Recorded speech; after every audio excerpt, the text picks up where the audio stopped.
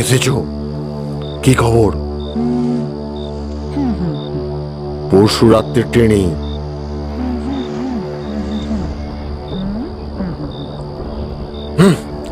That's absurd.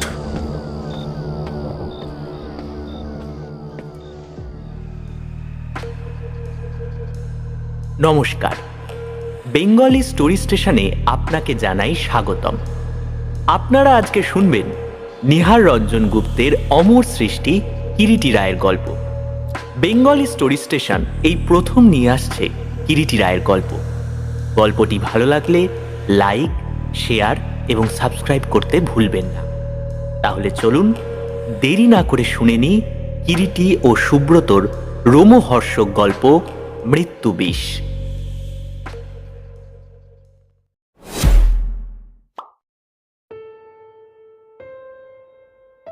চৈত্র মাসের মাঝামাঝি সময়ে গ্রীষ্মতাপটা যে এমন প্রচণ্ড আকারে দেখা দিতে পারে এ যেন সত্যিই ধারণারও অতীত। বাংলাদেশের হাওয়ায় যেন পশ্চিমের লুর তাপ। ঘরের জানালা দরজা সব এঁটে পূর্ণ বেগে ফ্যান চালানো হয়েছে, তবুও মনে হচ্ছে গা যেন ঝলসে যাচ্ছে। সকালে এসেছিলাম কিরিটির ওখানে, কিন্তু গল্পে গল্পে বেলা অনেকটা গড়িয়ে যাওয়ায় কিরিটি বাসায় আর ফিরতে দেয়নি। আহারাদির পর আটকে রেখেছি। দুপুরবেলা ঘুমানোর অভ্যেস আমার কোনোদিনই নেই, তাই ওই দিনকার একটা সংবাদপত্র নিয়ে জানালা দরজা আঁটা অন্ধকার ঘরের মধ্যেই সময় কাটাবার সৎ চেষ্টায় নিযুক্ত আছি। কিরিটি একটা আরাম কেদারার উপরে গা এলিয়ে দিয়ে সিগার টানছে বাদশাহী মুডে, দুটো চোখ বুজে। গরমটা এমন বিশ্রী যে কথাবার্তা বলতেও ইচ্ছা করে না। হঠাৎ কিরিটি কথা বলল। এই প্রচণ্ড গরমে কে আবার এলেন ধন্য করতে? কি বলছিস? কেন, জুতোর শব্দ শুনতে পাচ্ছিস না? সত্যিই তো, কান পেতে শুনলাম।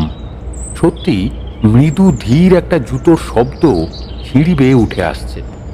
ভদ্রলোক বেশ শৌখিন ও কেতা দুরস্ত, বিলাতি শিক্ষার আভিজাত্য আছে বলে মনে হয়। কেমন করে বুঝলি? জুতোর শব্দ থেকেই বোঝা যায়। আমাদের সাধারণ বাঙালিদের মতো মচমচ শব্দ তুলে আসছেন না। জুতোর শব্দ ততক্ষণে থেমেছে। ঘরের বন্ধ দরজায় মৃদু নখ শোনা গেল। দরজাটা খুলে দে সুব্রত। না, জ্বালালে দেখছি। উঠে আবার জামাটা গায়ে চাপিয়ে নিলাম। একটু সভ্যভব্য হয়েই দরজা খোলা ভালো। কে জানে কোন অভিজাত সম্প্রদায়ের মানি লোক। দরজা খুলে দিতেই যিনি কক্ষে প্রবেশ করলেন, প্রথম দৃষ্টিতেই তিনি কিন্তু আমার মনোযোগ আকর্ষণ করলেন। শুধু তার চেহারার মধ্যেই নয়, তার বেশভূষার মধ্যেও একটা রুচি ও অদ্ভুত পরিচ্ছন্নতা একান্তভাবেই যেন সুস্পষ্ট। মিস্টার কিরিটি রায়? মৃদু ধীর কণ্ঠে আগন্তুক প্রশ্ন করলেন। আমারই নাম, বসুন। কিরিটির আহ্বানে আগন্তুক তার পাশেরই একটা সোফা অধিকার করে বসলেন। আমার নাম তেজেশ ঘোষ, হাইকোর্টে প্র্যাকটিস করি। অসময়ে এসে আপনাকে বিরক্ত করার জন্য আমি দুঃখিত মিস্টার রায়, কিন্তু আমার প্রয়োজনটা এত বেশি যে বিরক্ত না করে আপনাকে পারলাম না। না না, তাতে আর কি হয়েছে? ভদ্রলোক নিজের পরিচয় দিলেন। বিলাত ফেরত ব্যারিস্টার, বয়স 35-এর ঊর্ধ্বে নয়। সুঠাম লম্বা চওড়া গৌরবর্ণ চেহারা, পরিধানে দামি সাদা সিল্কের স্যুট, মেরুন কালারের টাই, পায়ে দামি চকচকে অক্সফোর্ড শু। দীননাথ ঝা, মোমিনপুরের থানার ওসি। তারই বিশেষ অনুরোধে আপনার কাছে আসছে মিস্টার রায়। জায়গার নামটা মোমিনপুর। আসাম অঞ্চলে একটা ছোটখাটো বর্ধিষ্ণু শহর, এবং মোমিনপুরই বর্তমান কাহিনীর ঘটনাস্থল। হ্যাঁ, দীননাথের সাথে আমার অনেক দিনেরই আলাপ। সে কেমন আছে এখন? ভালোই। ব্যাপারটা কি বলুন তো? আমার বক্তব্য পেশ করার আগে যদি একটু মুখচন্দ্রিকা করে দিই, আপনার আপত্তি আছে মিস্টার রায়? কেননা তাতে করে যে জন্য আপনার কাছে আমার আশা সেটা আপনার সহজবোধ্য হবে। নিশ্চয়ই না, বলুন। মোমিনপুর আসামের একটা ছোটোখাটো স্টেট। এই স্টেটের রাজা হচ্ছেন টিকেন্দ্রজিৎ বড়ুয়া। টিকেন্দ্রজিৎ আমার চেয়ে বছর চারেকের বড়ই হবে। সম্পর্কে তিনি আমার ভগ্নিপতি হন, অর্থাৎ আমার একমাত্র ভগিনী সুনন্দাকে বিয়ে করেছে। বছর দশেক আগে টিকেন্দ্রজিতের সাথে আমার বোন সুনন্দার বিবাহ হয় এবং বিবাহের 3 বছর পর তাদের দুটি যমজ পুত্র সন্তান হয়, নাম রুনু আর বেনু। কিন্তু দুর্ভাগ্য এই যে রুনু আর বেনুর যখন 5 বছর বয়স তখন সুনন্দা অসুস্থ হয়ে পড়ল, নিম্নাঙ্গে পক্ষাঘাত। ফলে তাকে শয্যাশায়িনী হতে হলো। রুনু আর বেনুর দেখাশোনার জন্য অবশ্যই একজন দায় এবং দুজন ভৃত্য ছিল, কিন্তু সুনন্দার সেটা মনোপুত না হওয়ায় তারই বিশেষ অনুরোধে একজন গভর্নেন্সের জন্য কাগজে বিজ্ঞাপন দেওয়া হয়। বিজ্ঞাপনের ফলে অনেকগুলো দরখাস্ত আমরা পাই এবং তার মধ্যে একটি অ্যাংলো খ্রিস্টান মেয়েকে আমি ইন্টারভিউ দিয়ে কলকাতায় বসে সিলেক্ট করে ওখানে পাঠিয়ে দিই। মেয়েটির নাম মিস ডরোথি জোন্স। ডরোথির বয়স 24-25 হবে এবং মেয়েটি যে কথাবার্তায় শুধু চটপটে তাই নয়, শিক্ষিত, মার্জিত, রুচিসম্পন্ন, পরিষ্কার পরিচ্ছন্ন এবং অত্যন্ত সফট হার্টেড বলেই মনে হয়। এই পর্যন্ত বলে তেজেস একটু থামলেন। বুক পকেট থেকে একটা সাদা হাতির দাঁতের সুদৃশ্য সিগারেট কেস বার করে প্রথমেই কিরিটিকে অফার করলেন ঘোষ সাহেব। কিরিটি মৃদু হেসে মাথা নেড়ে বলল, নো থ্যাঙ্কস, সিগারটাই আমি বেশি পছন্দ করি। তেজেস একটা সিগারেট বের করে অগ্নি সংযোগ করে কয়েকটা মৃদু টান দিয়ে বললেন,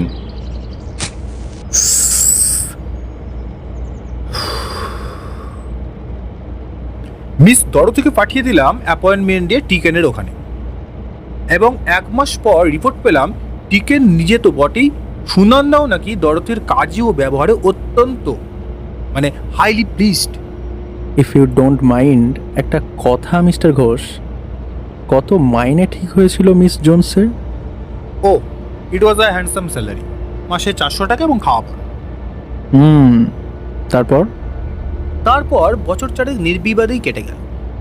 এমন সময় আচমকা গত মঙ্গলবার দিন 7 আগে টিকেনের একটা তার পেলাম। রুনু আর বেনু সিরিয়াসলি ইল, বড় একটা ডাক্তার নিয়ে সত্তর যাবার জন্য ডাক্তার সান্যালকে নিয়ে গেলাম। কিন্তু যেদিন পৌঁছলাম বেলা 10টায়, তার ঘন্টাখানেক আগেই সব শেষ হয়ে গিয়েছে। রুনু আর বেনু মারা গিয়েছে। পিকিউলার ডেথ, ধীরে ধীরে সাইনোসিস হয়ে মারা গিয়েছে। জ্বর নেই, জ্বালা নেই, 4-5 দিন ধরে হঠাৎ অসুস্থ হয়ে পড়ে। সিমটমস শুধু সাইনোসিস। ডাক্তার সান্যালি মৃতদেহ দেখে প্রথমেই সন্দেহ করলেন ডেথ ওয়াজ নট ন্যাচারাল, অর্থাৎ স্বাভাবিক মৃত্যু নয়। There must be some foul play. তেজেস আবার থামলেন। কিছুক্ষণ আবার একটা স্তব্ধতা।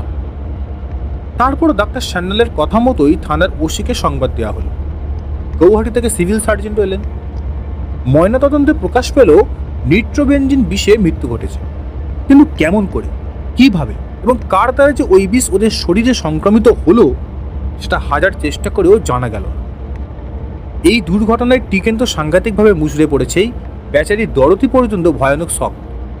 পোর গার্ল, নিজের সন্তানের মতো করে এই দুটো ছেলেকে মানুষ করছিল। ওদের অসুস্থ হওয়ার পর 5 দিনে 1 মিনিটের জন্য শয্যার পাশ থেকে উঠে যায়নি, এমনকি তার চান খাওয়া পর্যন্ত বন্ধ ছিল। আর সুনন্দার কথা কি বলবো, সে তো সংবাদ শোনা অবধি এখনো ঘন ঘন মূর্ছা যাচ্ছে। তার অবস্থা অবর্ণনীয়। অল্প বয়সেই সুনন্দা শয্যাশায়িনী হয়ে পড়ায় সে নিজে এবং আমরাও সকলে বহুবার টিকেন্দ্রজিৎকে আবার বিবাহ করতে বহু অনুরোধ করেছিলাম, কিন্তু আমাদের কারো কথাতেই সে কর্ণপাত করেনি। বরাবরই সে বলেছে, রুনু আর বেনু তো আছে, তারা বেঁচে থাকলে তার সব কিছু পাওয়া হবে। টিকেন্দ্রজিতের স্টেটের আয় বাৎসরিক কত হবে বলে আপনার মনে হয় মিস্টার ঘোষ? তা ধরুন বছরে 1.5 লাখ তো হবেই। ওইটা বিগ স্টেট। আচ্ছা, সমস্ত সম্পত্তির একমাত্র ওয়ারিশন টিকেন্দ্রজিতের 2 পুত্রই তো আকস্মিক দুর্ঘটনায় মারা গেল। এখন ন্যায়ও তো তার সম্পত্তির আর কোনো উত্তরাধিকারী আছে কি? যতদূর জানি টিকেন যদি কোনো উইল না করে যায় তো তার এক দাদা আছে, ওই মাত্র ভাই রাজেন্দ্র বড়ুয়া, ইনিই সব কিছুর মালিক হবেন। তিনি কি করেন? তারও অবস্থা ভালো, তবে টিকেনের মতো নয়। গৌহাটিতে তার মস্ত একটা টিক উডের ব্যবসা আছে। বরাবরই কি তিনি টিকেন্দ্রজিতের সঙ্গে আলাদা? হ্যাঁ, রাজা রণজিৎ বড়ুয়া। ওদের বাবা বেঁচে থাকতেই দুজনকে সব পৃথক পৃথক ব্যবস্থা করে দিয়ে গেছে। তবে ওই সময় টিকেনের মা রাজার স্ত্রী জীবিত থাকায় টিকেনের শেয়ারটা ভারী হয় ভাগে। তার দাদা রাজেন্দ্র বড়ুয়ার সংসারে কে কে আছেন? তার স্ত্রী ও এক মেয়ে। মেয়েটির বিয়ে হয়ে গিয়েছে। প্রচুর খরচ করে লন্ডন ইউনিভার্সিটির কেমিস্ট্রিতে ডক্টরেট ছেলের সাথে একমাত্র মেয়ের বিয়ে দিয়েছিলেন রাজেন্দ্র বড়ুয়া। কিন্তু জামাইটি তেমন সুবিধার হয়নি, প্রচণ্ড মাতাল এবং জুয়ারি। প্রথম দিকটাই প্রশান্ত মানে জামাইকে অনেকটা সতরাবার চেষ্টা করেছিলেন রাজেন্দ্র, কিন্তু কিছুই ফল হলো না। শেষটায় প্রশান্তকে ত্যাগ করতে বাধ্য হলেন রাজেন্দ্র। মেয়ে নীলা বাপের কাছেই থাকে। এখন আমার কাছে দীননাথ আপনাকে পাঠিয়েছে কেন? আগেই তো বললাম, রুনু আর বেনুর আকস্মিক মৃত্যুর ব্যাপারটা একান্তই রহস্যজনক। কিন্তু দীননাথবাবু রহস্যের কোনো কিনারাই করতে পারছেন না, তাই তিনি আপনার নাম করে আমাকে এখানে আসতে বলেছেন। তারও ইচ্ছা আর আমাদের বিনীত অনুরোধ, যদি এই ব্যাপারে আপনি আমাদের সাহায্য করেন। আপনার যা ফিস লাগে আমরা তা দিতে প্রস্তুত আছি। কিন্তু না মিস্টার রায়, আপনার কোনো আপত্তি আমরা শুনব না। যেমন করে হোক এই মৃত্যু রহস্যের কিনারা আপনাকে করতেই হবে। আপনার সম্মতি না নিয়ে আমি উঠব না। দেখুন মিস্টার ঘোষ, তাহলে আপনাকে আমি খুলেই বলি, কেসটা হাতে নিতে আমার কোনো আপত্তি নেই যদি রাজা টিকেন্দ্রজিৎ। ও নিশ্চয়ই, হাজারবার।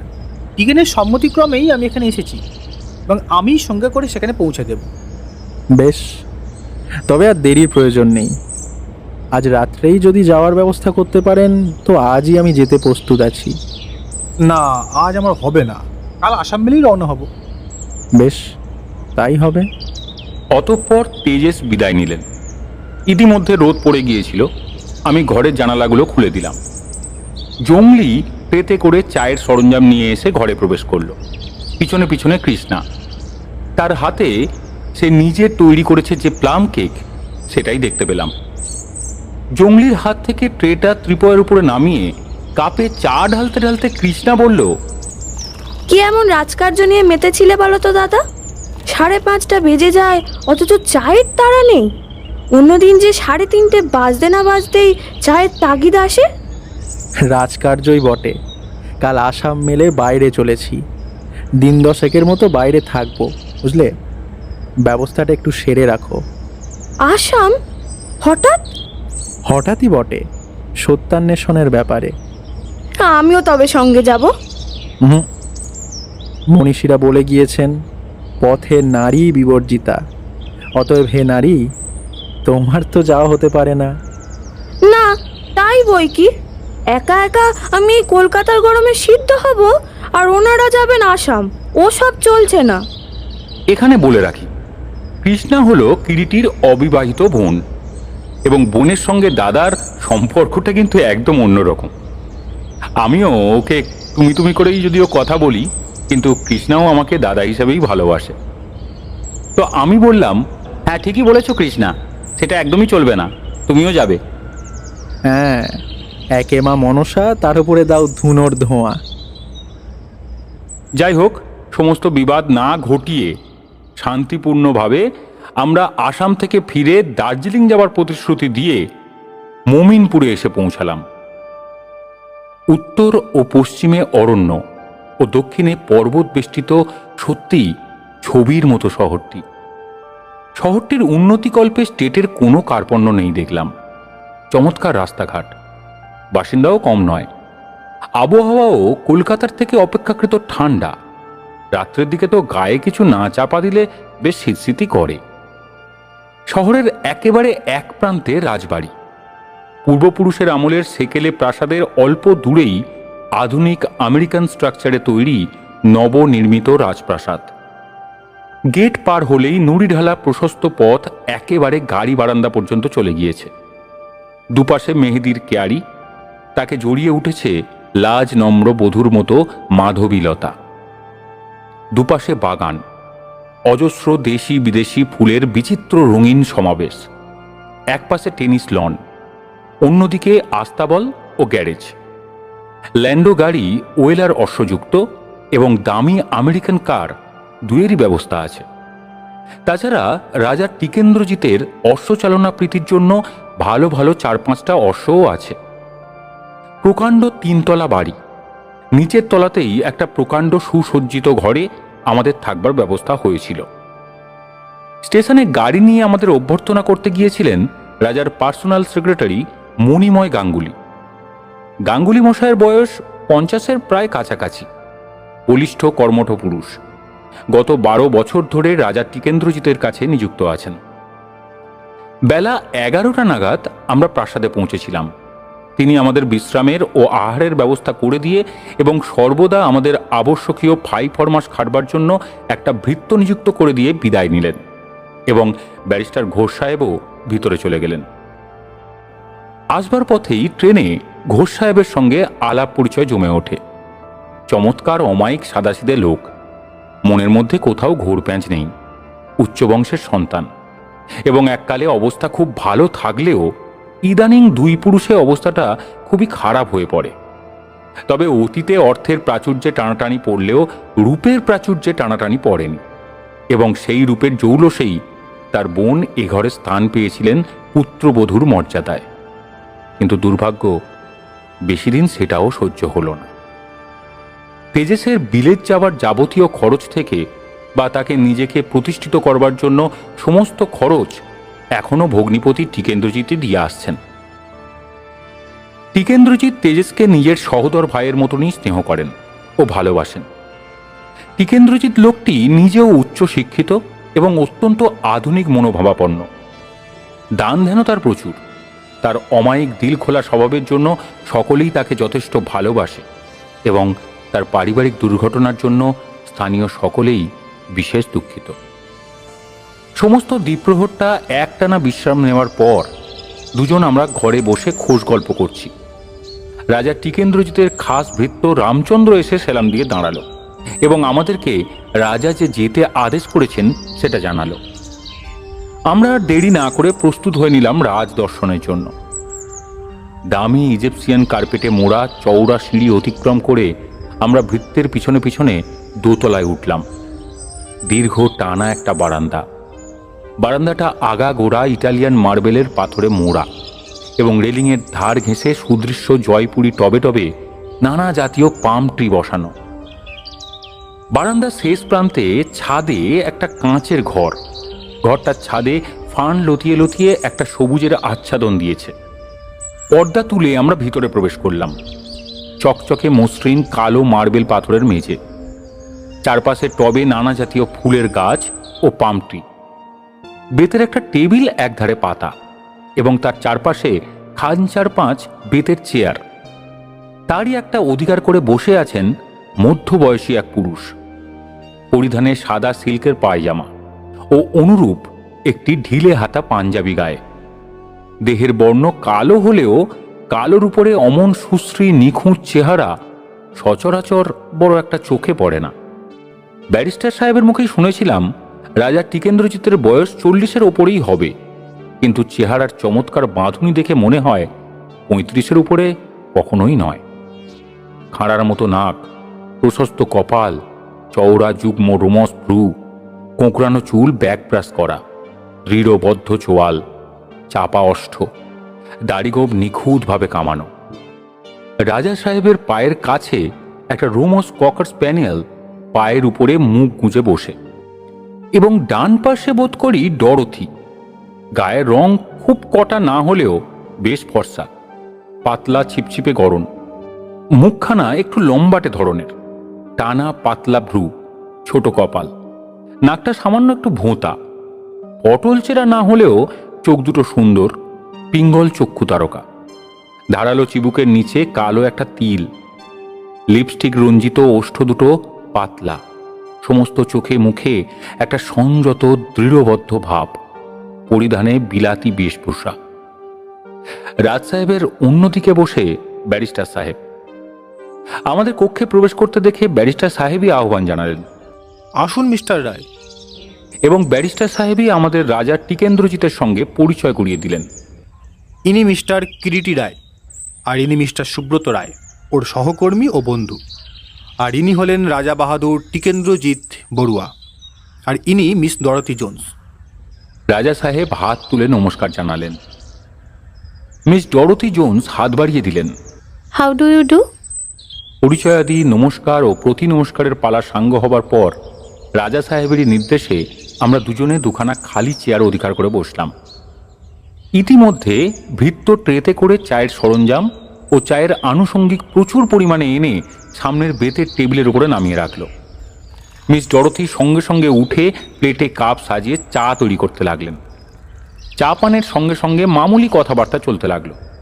দেখলাম রাজা সাহেব যেমন বিনয়ী তেমনই ধীর শান্ত, খুব ধীরে ধীরে কথা বলেন। চা পানের পর মিস ডরথি জোন্স বিদায় নিলেন। রইলাম আমরা 4 জন। টেবিলের উপরে সুদৃশ্য হাতির দাঁতের তৈরি একটা সিগারেট কেস ছিল। সেটা হাতে নিয়ে কেসটির ঢাকনা টিপে খুলে রাজা সাহেব সর্বপ্রথমে কিরিটির দিকে এগিয়ে দিলেন। কেস ভর্তি Egyptian special brand cigarette. Kiriti নিজের সিগার প্রীতির কথা জানিয়ে ধন্যবাদের সঙ্গে মৃদু হেসে প্রত্যাখ্যান জানালো ও সঙ্গে সঙ্গে নিজের সিগার কেসটি বের করল। আমিও ধন্যবাদ জানিয়ে বললাম, অভ্যেস নেই।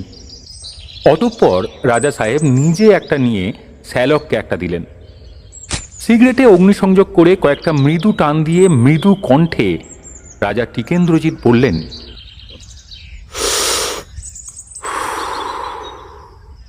মিস্টার রায়, তেজুর মুখে নিশ্চয়ই সব শুনেছেন। আনএক্সপেক্টেড রুট শক, কল্পনাতীত। এও বোধহয় আপনি শুনেছেন আমার স্ত্রী বহুদিন যাবৎ রুগ্না ও একেবারে শয্যাশায়ী। আমার চাইতে এই দুর্ঘটনার আঘাতটা তারই বেশি লেগেছে।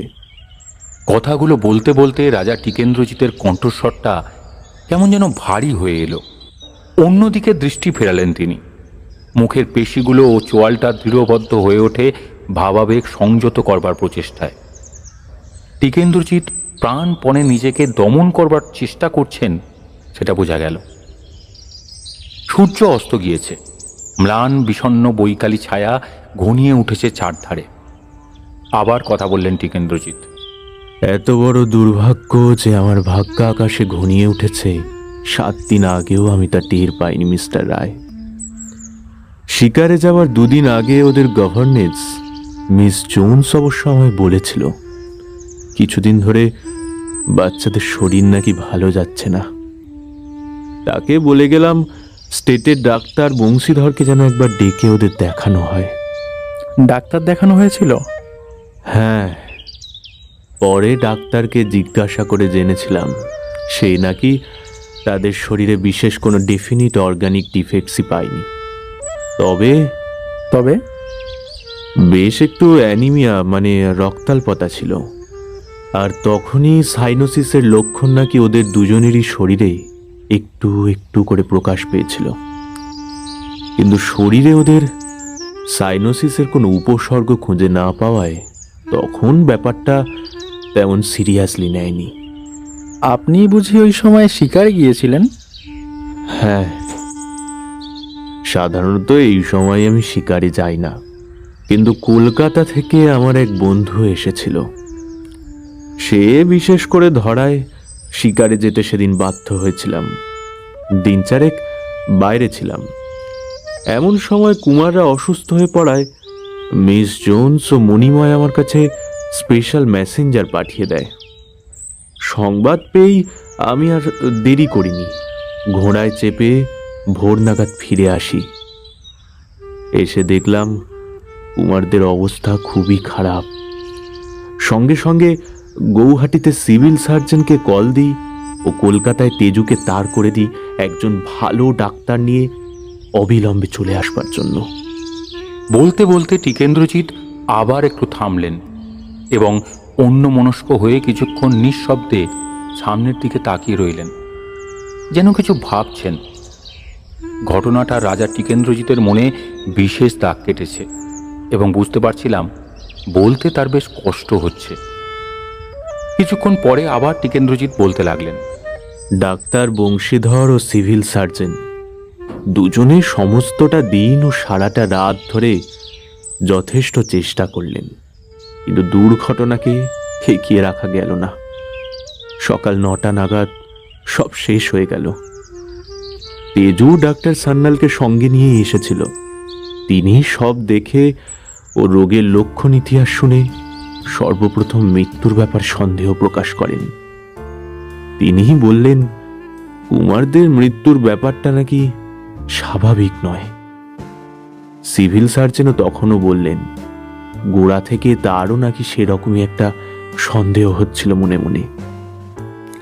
তীব্র কোনো বিষের ক্রিয়াতে মৃত্যু ঘটেছে। ডাক্তার সান্যাল ও সিভিল সার্জনের পরামর্শ মতোই তখন আমি কতকটা বাধ্য হয়েই থানায় সংবাদ পাঠাই। দীননাথ ঝা সংবাদ পেয়েই এলেন এবং মৃতদেহ দুটির ময়নাতদন্তের ব্যবস্থা করা হলো এবং শেষ পর্যন্ত ময়নাতদন্তের দ্বারাই সব জানা গেল বিষের ক্রিয়াতেই মৃত্যু। Nitrobenzene is responsible for the death. ময়নাতদন্ত কেমিক্যাল অ্যানালিসিসে যখন কুমারদের মৃত্যুর কারণ নাইট্রোবেঞ্জিন বিষই ধার্য হয়েছে, তখন সে সম্পর্কে কারোরই কোনো দ্বিমত থাকতে পারে না অবশ্য, এবং আমারও নেই মিস্টার রায়। কিন্তু আমার বোধগম্যের বাইরে যেটা যাচ্ছে, কি উপায়ে এবং কার দ্বারাই বা সেই ভয়ানক বিষ কুমারদের দেহে সংক্রামিত হলো, আর কেনই বা হলো? অথচ ভেবে দেখতে গেলে সাধারণ বুদ্ধিতে এই বুঝি যে কুমারদের ঘনিষ্ঠ সম্পর্কে যারা ছিল তারা ছাড়া তো কেউই তাদের বিষ প্রয়োগ করতে পারে না। কারণ আমার কঠিন নির্দেশ ছিল কুমাররা যেন কখনো কোনো কারণেই প্রাসাদের বাইরে না যায়। বিকেলে একবার করে গাড়িতে চাপিয়ে কুমারদের বাইরে নিয়ে যাওয়া হতো। সঙ্গে থাকতো ওদের প্রাইভেট টিউটার ধরণীধর চালিয়া, তারই হেফাজতে থাকতো কুমাররা। কিন্তু ধরণীধরকে বলাই ছিল কোথাও গাড়ি থামিয়ে যেন ওদের গাড়ি থেকে না নামতে দেয়া হয়। এত সতর্ক আমি ছিলাম মিস্টার রায়। বিশেষ করে ওদের মা অসুস্থ থাকায় সর্বদা ওদের উপরে আমার খুব বেশি সজাগ দৃষ্টি ছিল। তবু দেখুন কোথা দিয়ে কি যে হয়ে গেল। ওই বৈকালিক বেড়াবার সময় ছাড়া কুমাররা কি কখনো অন্দরমহল থেকে বেরোতো না? না, ওদের থাকা, খাওয়া, শোয়া, খেলা, পড়াশোনা করবার সমস্ত ব্যবস্থাই আমি প্রাসাদের অন্দরেই করে দিয়েছিলাম। ওদের পড়াশোনা, খেলা, খাওয়া, শোয়ার ব্যবস্থা পরপর পাশাপাশি 3টে ঘরে ছিল। ওদের মা যে ঘরে থাকেন একেবারে তারই পাশে।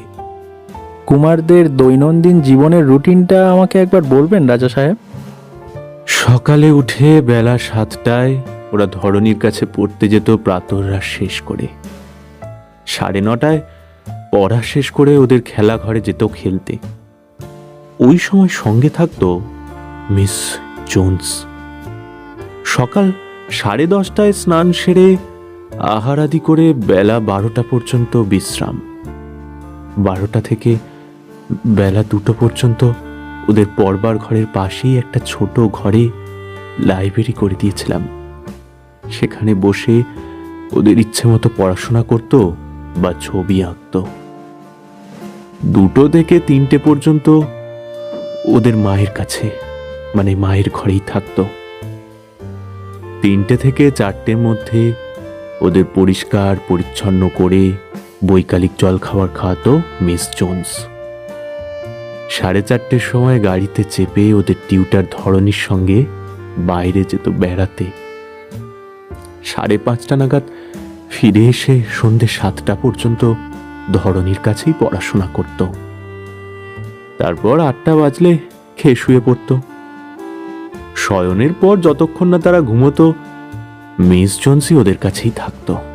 আর একটা কথা, কুমারদের সঙ্গে খুব ঘনিষ্ঠ এবারের মধ্যে কারা কারা ছিল?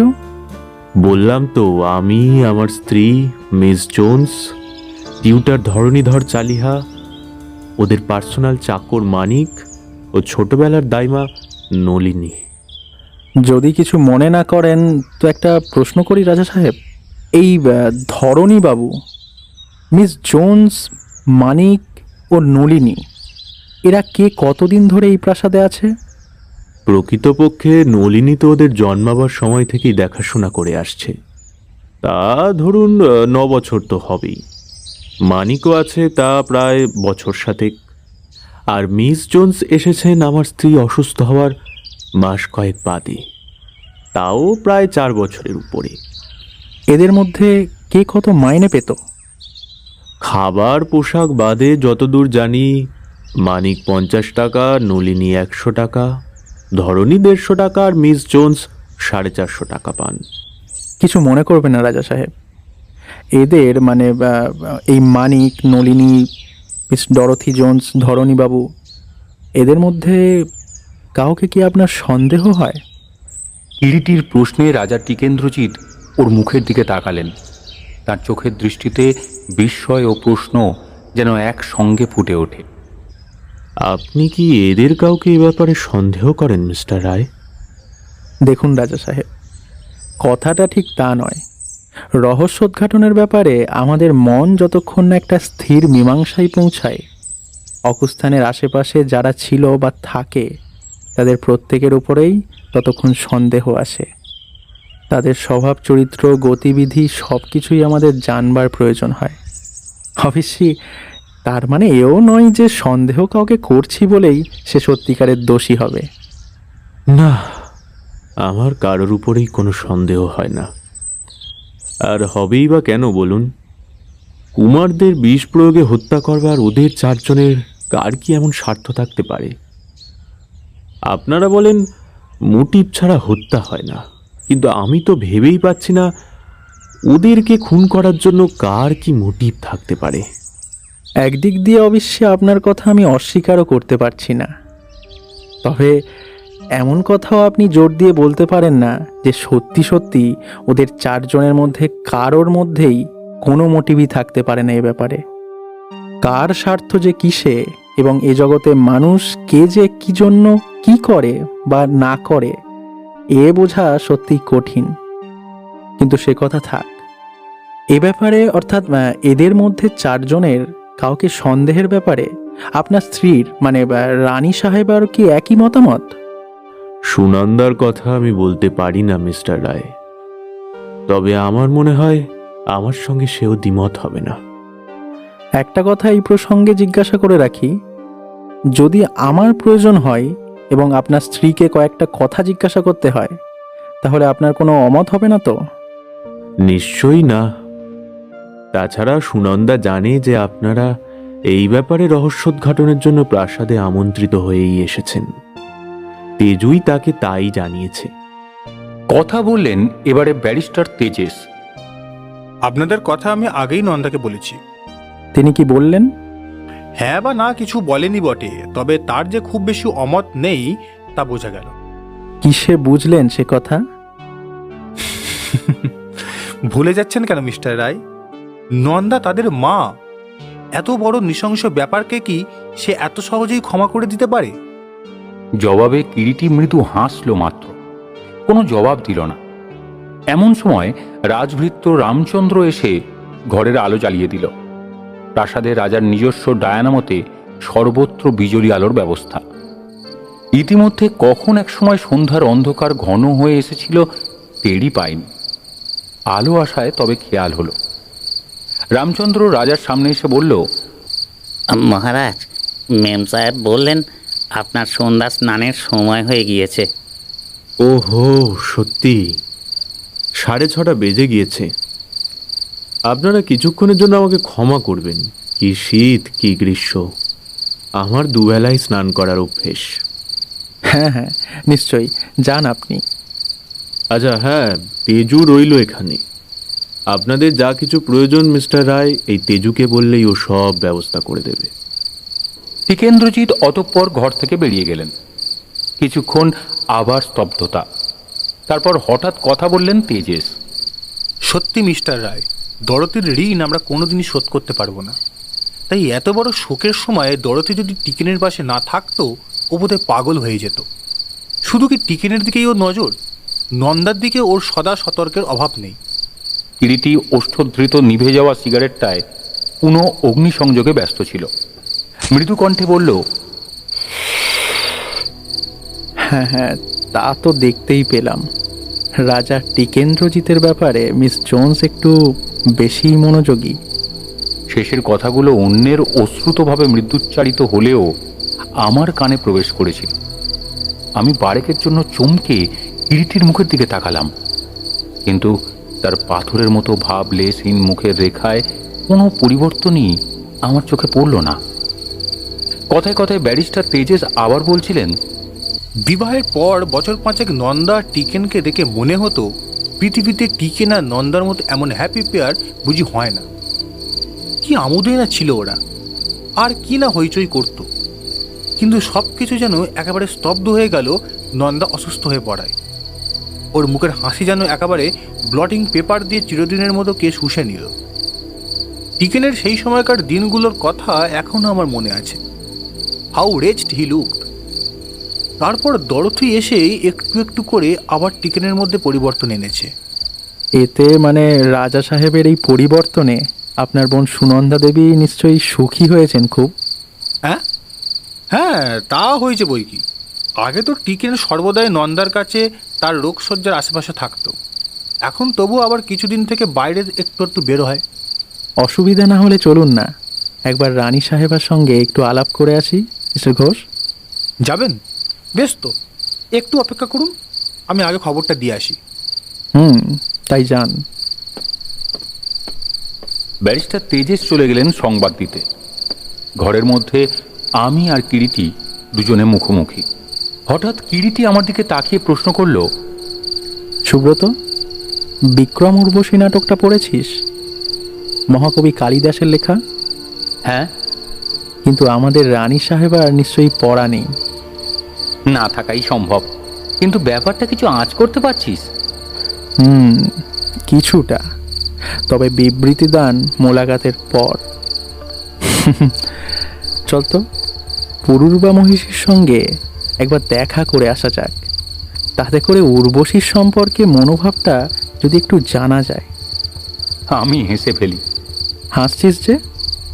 কিন্তু এ নাটকের দৈত্যরাজটি কে? ক্রমশ প্রকাশ্য। কিন্তু চুপ, ব্যারিস্টার সাহেব এইদিকে আসছেন। সত্যিই বারান্দায় পদশব্দ শোনা গেল। এইদিকেই আসছেন। কিরিটির কথাই ঠিক। ব্যারিস্টার তেজেশ এসে ঘরের মধ্যে প্রবেশ করলেন। চলুন মিস্টার রায়। বিরাট প্রাসাদ, দীর্ঘ টানা দুটো বারান্দা অতিক্রম করে আমরা ব্যারিস্টার সাহেবের সঙ্গে সঙ্গে অন্দরে রানী সুনন্দার কক্ষের দ্বারে এসে পৌঁছালাম। ভারী দামি ডিপ সবুজ রঙের পর্দা ঝুলছে দ্বারে। পর্দা তুলে তেজেশ সবার আগে ঘরে ঢুকলেন। পিছনে পিছনে আমরা প্রবেশ করলাম। বেশ প্রশস্ত ঘর, দেয়াল ডিস্টেম্পার করা, ফিকে সবুজ রং। ঘরের মধ্যে আসবাবপত্রের বিশেষ কোনো বাহুল্য না থাকলেও সম্পদ, রুচি ও আভিজাত্যের একটা অতীব পরিচ্ছন্ন পরিবেশ। একটা ডবল খাটের উপরে পরিচ্ছন্ন শ্বেত শুভ্র শয্যায় উঁচু বালিশে হেলান দিয়ে আধ শোয়া ও আধ বসা অবস্থায় রয়েছেন রানী সুনন্দা। কোমর পর্যন্ত দামি মেরুন রঙের পশমের একটা সূচির কাজ করা চাদরে ঢাকা। খাটের পাশেই পাশাপাশি দুটো শ্বেত পাথরের টেবিল। একটা টেবিলের উপরে সুদৃশ্য একটি টাইমপিস ও সবুজ ঘেরাটোপ দেয়া টেবিল ল্যাম্প জ্বলছে। তারই নিচে একটা ফটো স্ট্যান্ডে বাঁধানো দুটো সুকুমার কিশোরের ফটো পাশাপাশি দাঁড়িয়ে। অন্য টেবিলটার উপর খান কয়েক ইংরেজি বাংলা বই, ছোট একটা সুদৃশ্য দামি রেডিও সেট ও কয়েকটা ঔষধের শিশি। ঘরের দেওয়াল সম্পূর্ণ নিরাভরণ। একটি ক্যালেন্ডার বা একটি ছবি পর্যন্ত নেই। ঘরের মেঝেটি সুন্দর, চকচকে মসৃণ সাদা মার্বেল পাথরের তৈরি। টেবিল ল্যাম্পের মৃদু নীলাভ আলোয় ঘরের মধ্যে যেন একটা অদ্ভুত শান্ত স্নিগ্ধ পরিবেশ রচনা করছে। ঘরে ঢুকতেই একটা মৃদু কস্তুরীর সৌরভ নাকের মধ্যে এসে প্রবেশ করল। কোথা থেকে আসছে মিষ্টি গন্ধটি? এদিক ওদিক তাকাতে উপরের দিকে নজর পড়ল। সিলিং থেকে ঝুলন্ত সুদৃশ্য কারুকার্য খচিত একটা রূপোর তৈরি ধূপধানি। কস্তুরী ধূপের গন্ধ সেখান থেকেই ঘরের মধ্যে ছড়িয়ে যাচ্ছে। 3-4টে জানালা ঘরের, যদিও প্রত্যেকটি খোলা, তবে সূক্ষ্ম নেটের পর্দা খাটানো প্রতিটি জানালায়। আমাদের ঘরে প্রবেশ করতে দেখে রানী সুনন্দাই হাত দুটি তুলে নমস্কার জানালেন ক্লান্ত মৃদু কণ্ঠে। আসুন। প্রায় সঙ্গে সঙ্গেই একজন ভৃত্য 3টে চেয়ার এনে রানী শয্যার পাশে রেখে চলে গেল।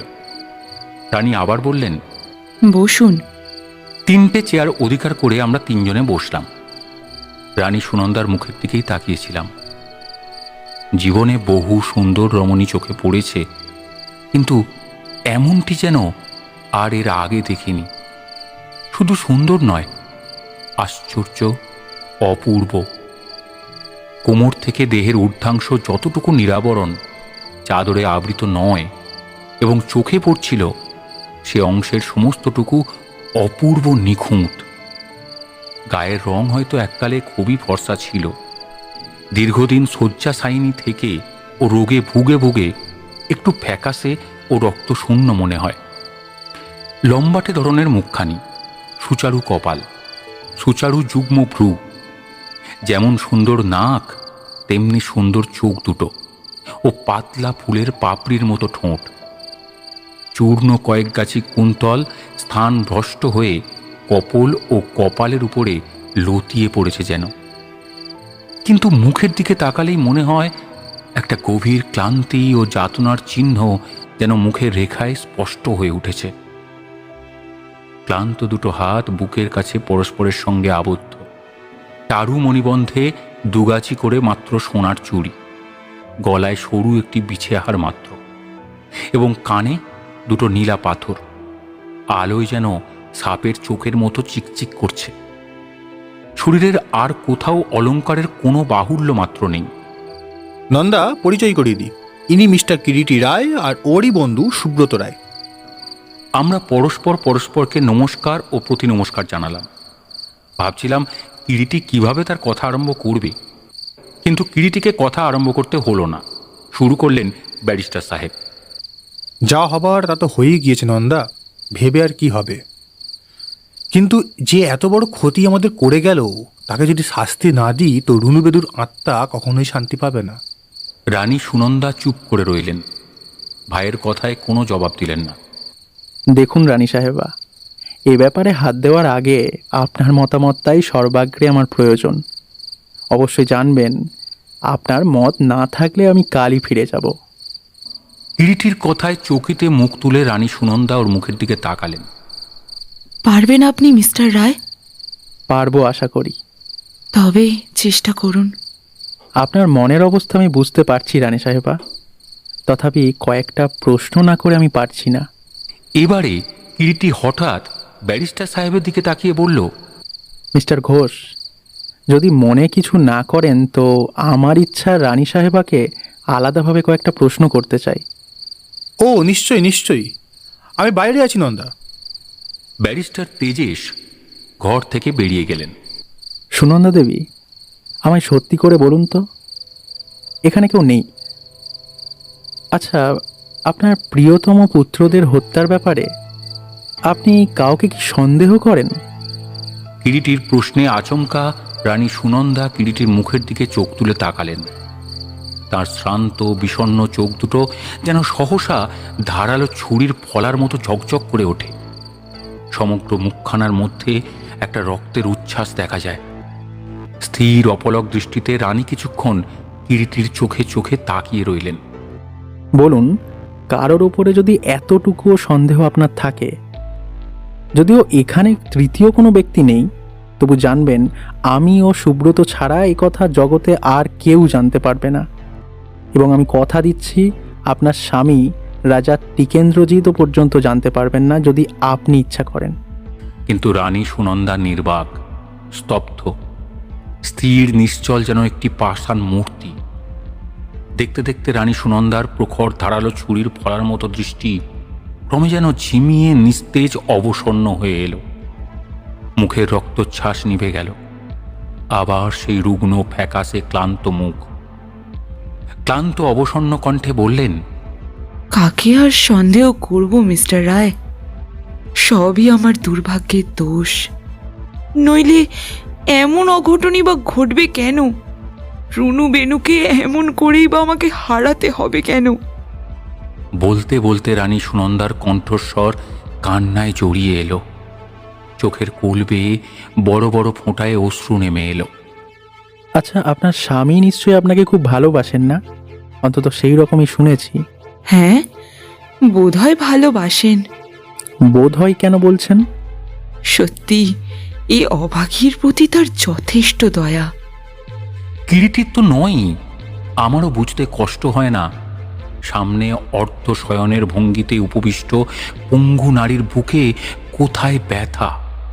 আচ্ছা, একটা কথা, আপনার ইচ্ছাক্রমেই তো আপনার ছেলেদের সর্বদা দেখাশোনা করার জন্য মিস ডরোথি জোন্সকে আনা হয়েছিল।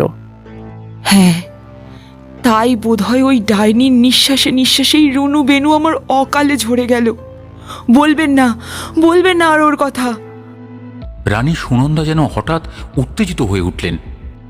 ডরোথি জোন্সকে আপনার পছন্দ হয়নি, বুঝতে পারছি। জানেন মিস্টার রায়, ও জাদু জানে। আমার স্বামীকে ও জাদু করেছে, ছেলে দুটোকে আমার জাদু করেছিল। যে রুনু ভেনু দিনে 10 বার করে আগে আমার ঘরে ছুটে ছুটে আসতো, গত 1 বছর ধরে ওরা এ ঘরের ছায়াও মারাতো না। সে হয়তো অসুস্থ, আপনি বিরক্ত হবেন, তাই আপনার কাছে তারা ঘন ঘন আসতো না। না না, আমি ঠিক জানি ওই ডাইনি বারণ করে দিয়েছিল নিশ্চয়ই। মিস ডরোথিকে আপনি সে কথা জিজ্ঞাসা করেননি কেন? জিজ্ঞাসা করব কি? ও শয়তানিকে কোনো কথা বলা যায়? ওই ডাইনি। রানী সুনন্দার কথা শেষ হলো না। আচমকা ঘরের মধ্যে হাতে একটা গ্লাস নিয়ে প্রবেশ করল ডরোথি জোন্স। রানীর চোখের দৃষ্টি খোলা দরজা বরাবর ছিল। ডরোথিকে ঘরে প্রবেশ করতে দেখার সঙ্গে সঙ্গেই রানী যেন হঠাৎ বদলে গেলেন। তার মুখের চেহারা, মায় তার কণ্ঠস্বর পর্যন্ত অত্যন্ত হৃদ্যতার সঙ্গে বললেন, ডরোথি, এসো। আপনার হরলিক্স খাওয়ার সময় হয়েছে রানী। না, হরলিক্স এখন আমি খেতে পারবো না। তাই কি হয়? শরীর তাহলে টিকবে কি করে? না না, খেয়ে নাও দেখি লক্ষ্মী মেয়ের মতো। ছি, দুষ্টুমি করে না। রানী এবারে হাত বাড়িয়ে ডরোথির কাছ থেকে গ্লাসটা নিয়ে এক চুমুকে হরলিক্সটা সব খেয়ে নিলেন।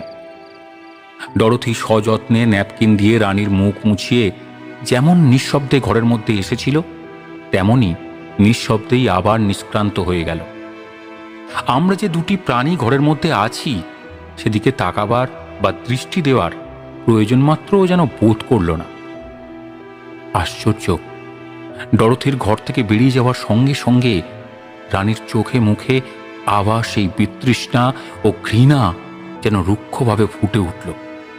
অথচ ওই বিতৃষ্ণা ও ঘৃণার ভাব মুহূর্তে যেন উবে গিয়েছিল ডরোথির এই ঘরে প্রবেশের সঙ্গে সঙ্গেই।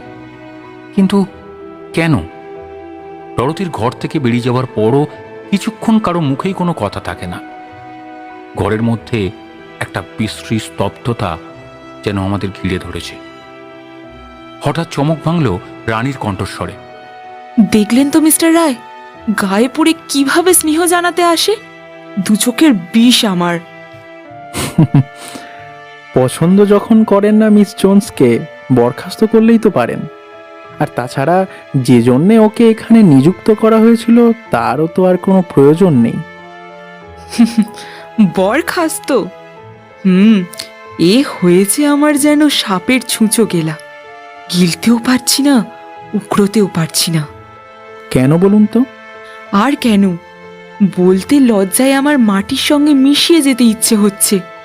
আমার অমন দেবতার মতো স্বামী ডাইনির খপ্পরে পড়ে একেবারে সম্পূর্ণ পাল্টে গিয়েছে। আপনার কথা কি তিনি আজকাল আর শোনেন না? না না, তা কেন, শোনেন বই কি। তবে কেমন করে এই কথা তার কাছে বলবো বলতে পারেন? আমিও তো মেয়ে মানুষ। 5 বছর ধরে এইভাবে পঙ্গু হয়ে বিছানায় পড়ে আছি। চোখের উপরেই তো দেখছি কিভাবে দিনের পর দিন লোকটা তার জীবনের সমস্ত স্বাদ আহ্লাদ বাদ দিয়ে আমার শয্যার পাশে পাশে থেকেছে। সদা সতর্ক দৃষ্টি কেমন করে আমায় সুখে রাখবে, কেমন করে আমাকে প্রফুল্ল রাখবে। অমন আমোদে হাসি খুশি লোকটা আমার পাশে পাশে সর্বদা থেকে হাসতে পর্যন্ত ভুলে গিয়েছিল। স্ত্রী হয়ে কেমন করে তা সহ্য করি বলুন তো? মিস জোন্স এখানে আসার পর থেকে আবার ওর মুখে হাসি ফুটেছে। তাই তাই মিস্টার রায় সব বুঝেও আমি কিছু বলতে পারি না। স্বার্থপরতার এত বড় আঘাত হানতে আমি পারি না। এই যে কি যন্ত্রণা আমার বুঝবেন না, পুরুষ আপনারা বুঝবেন না। বুক ভেঙে যায়, তবু তবু মুখ বুজে থাকি।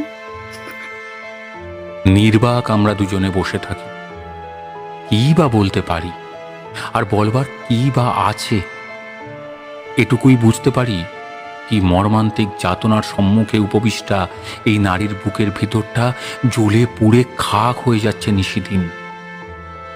আঁচলে চোখের জল মুছে রানী আবার বলতে লাগলেন, অথচ এই কথা স্বীকার না করলেও পাপের অবধি থাকবে না যে ও কি স্নেহে কি যত্নে সর্বক্ষণ আমার রুনু বেনুকে ঘিরে রাখত। পঙ্গু অসুস্থ মায়ের অভাব কিভাবে ওদের মিটিয়েছে ও। আচ্ছা সুনন্দা দেবী, আপনি কি কখনো ক্ষমা করবেন কথাটার জন্য? মিস জোনসের প্রতি আপনার স্বামীর কোনো বিশেষ ভাবান্তর লক্ষ্য করেছেন? না, সত্যি বলবো কোনো দিন কারোর সম্পর্কে কিছু কারোর কাছ থেকে শুনিওনি, দেখিওনি। কিন্তু তা হলে কি হবে, আমার স্বামীর মুখের প্রতিটি রেখার সঙ্গে যে আমি পরিচিত। কোনোদিন মুখে কিছু না বললেও এবং কোনোদিন ভাবে ভাবে কিছু প্রকাশ না পেলেও ওই মুখের দিকে তাকালেই যে আমি সব কিছু টের পাই। সে তো আপনার মনের ভুলও হতে পারে। ভুল? আপনি পুরুষ মানুষ মিস্টার রায়, অন্যথায় নারী হলে বুঝতেন যেখানে সত্যিকারের ভালোবাসা আছে সেখানে নারী, বিশেষ করে স্ত্রী, তার স্বামীর মুখের দিকে তাকালেই সব কিছু বুঝতে পারে। গোপন কিছুই সেখানে থাকে না, আয়নার মতোই সব কিছু সেখানে পরিষ্কার হয়ে প্রতিবিম্বিত হয়। ফাঁকি সেখানে চলে না। আপনি কি তাহলে আপনার সন্তানদের মৃত্যুর ব্যাপারে মিস জোনসকেই সন্দেহ করেন রানী সাহেবা? না না না, মেয়ে মানুষ হয়ে সে এ কাজ করতে পারে না। এটাই কি আপনার মনের সত্য কথা বলে জানবো সুনন্দা দেবী? নিশ্চয়ই। হাজার হোক গত 4 বছর ধরে সন্তানের মতোই তো ডরথি রুনু ও বেনুকে পালন করেছে। না না, তা কি করে হবে? তা হতে পারে না, তা হতে পারে না, না না। শেষের দিকে মনে হলো রানী সুনন্দা যেন কতকটা নিজেকেই স্তোক দিচ্ছেন। আচ্ছা, তাহলে আমরা এবার উঠি রানী সাহেবা। অতঃপর নমস্কার জানিয়ে আমরা ঘর থেকে বেরিয়ে এলাম। বাইরের বারান্দায় পা দিতেই দেখি ব্যারিস্টার সাহেব বারান্দায় একটা বেতের হেলান দেওয়া চেয়ারে বসে ধূমপান করছেন নিঃশব্দে একাকী। আমাদের ফিরতে দেখে উঠে দাঁড়ালেন। ও মিস্টার রায়, নন্দার সাথে আপনাদের কথাবার্তা হলো? হ্যাঁ, চলুন আমাদের নিচে পৌঁছে দেবেন। চলুন। এদিকে আবার থানা থেকে সংবাদ পেয়ে আপনার বন্ধু দীননাথ ঝা এসে উপস্থিত হয়েছেন। দীননাথ এসেছে?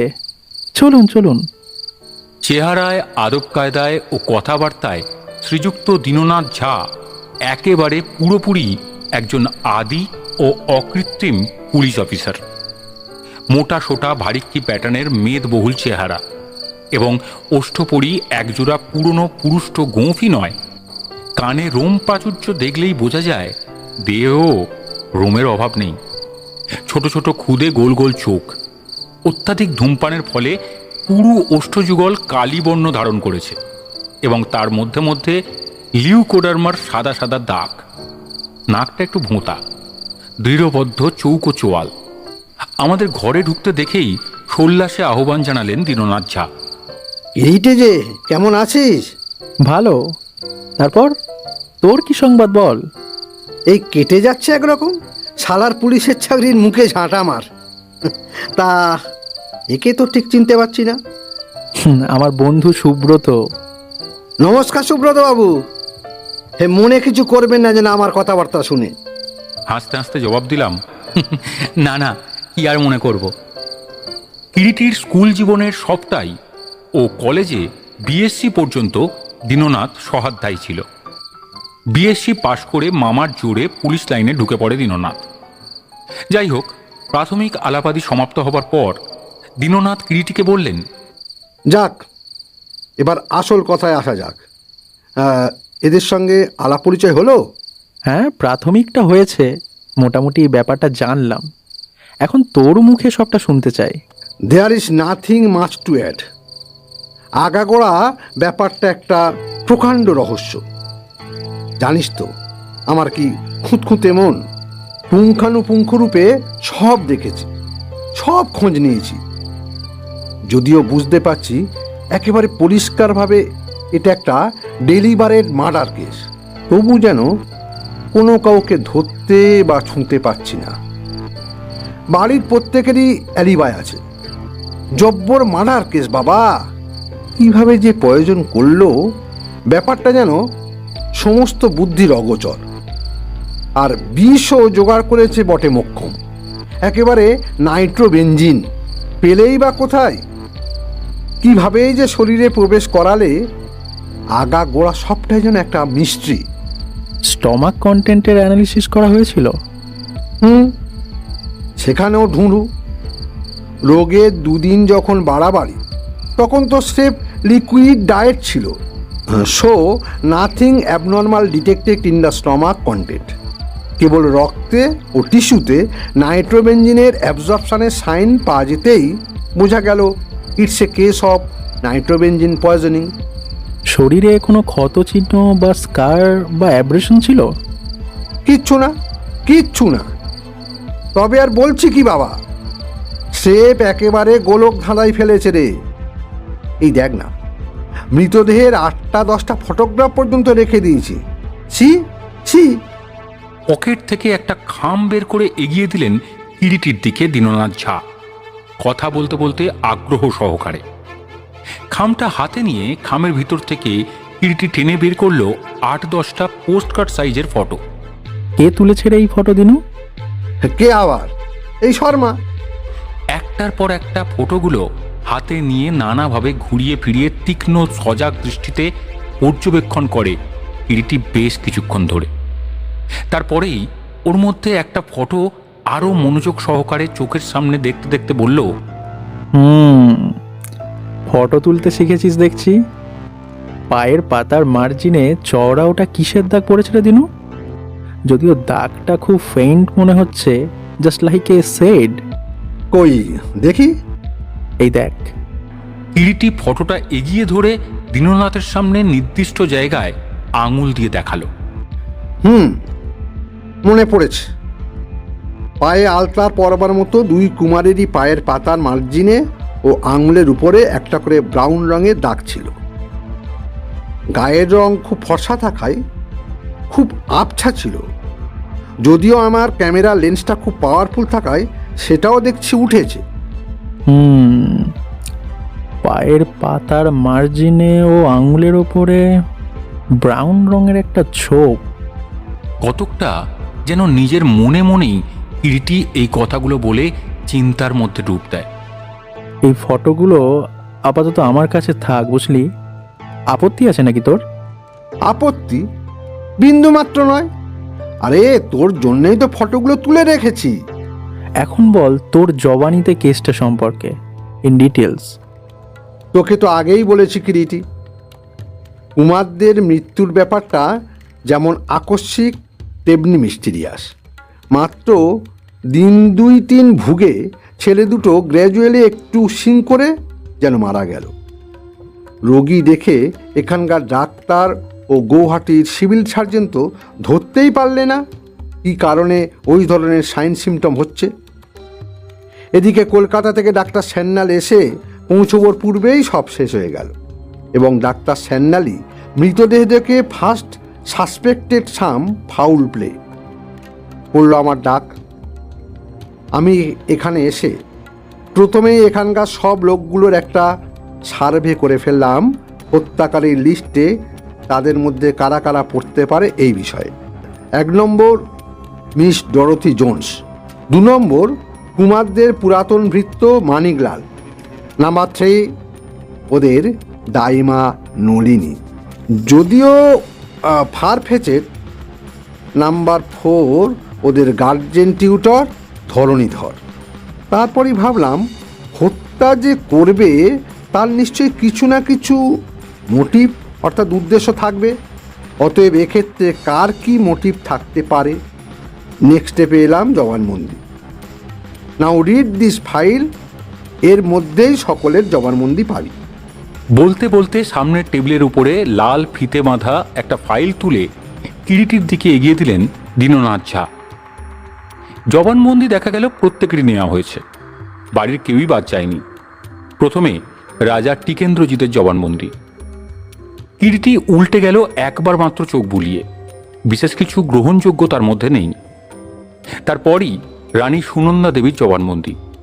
আমরা ওই সন্ধ্যায় যতটুকু জেনেছি তার চাইতেও সংক্ষিপ্ত ও বিশেষত্বহীন। ব্যারিস্টার তেজেশ চন্দ্রের বক্তব্য কোনো গুরুত্বই দেননি দীননাথ ঝা, কারণ দুর্ঘটনার সময় তেজেশ চন্দ্র অকুস্থল থেকে বহু মাইল দূরে অবস্থান করছিলেন এবং তার এখানে পৌঁছাবার আগেই কুমারদের মৃত্যু ঘটেছে।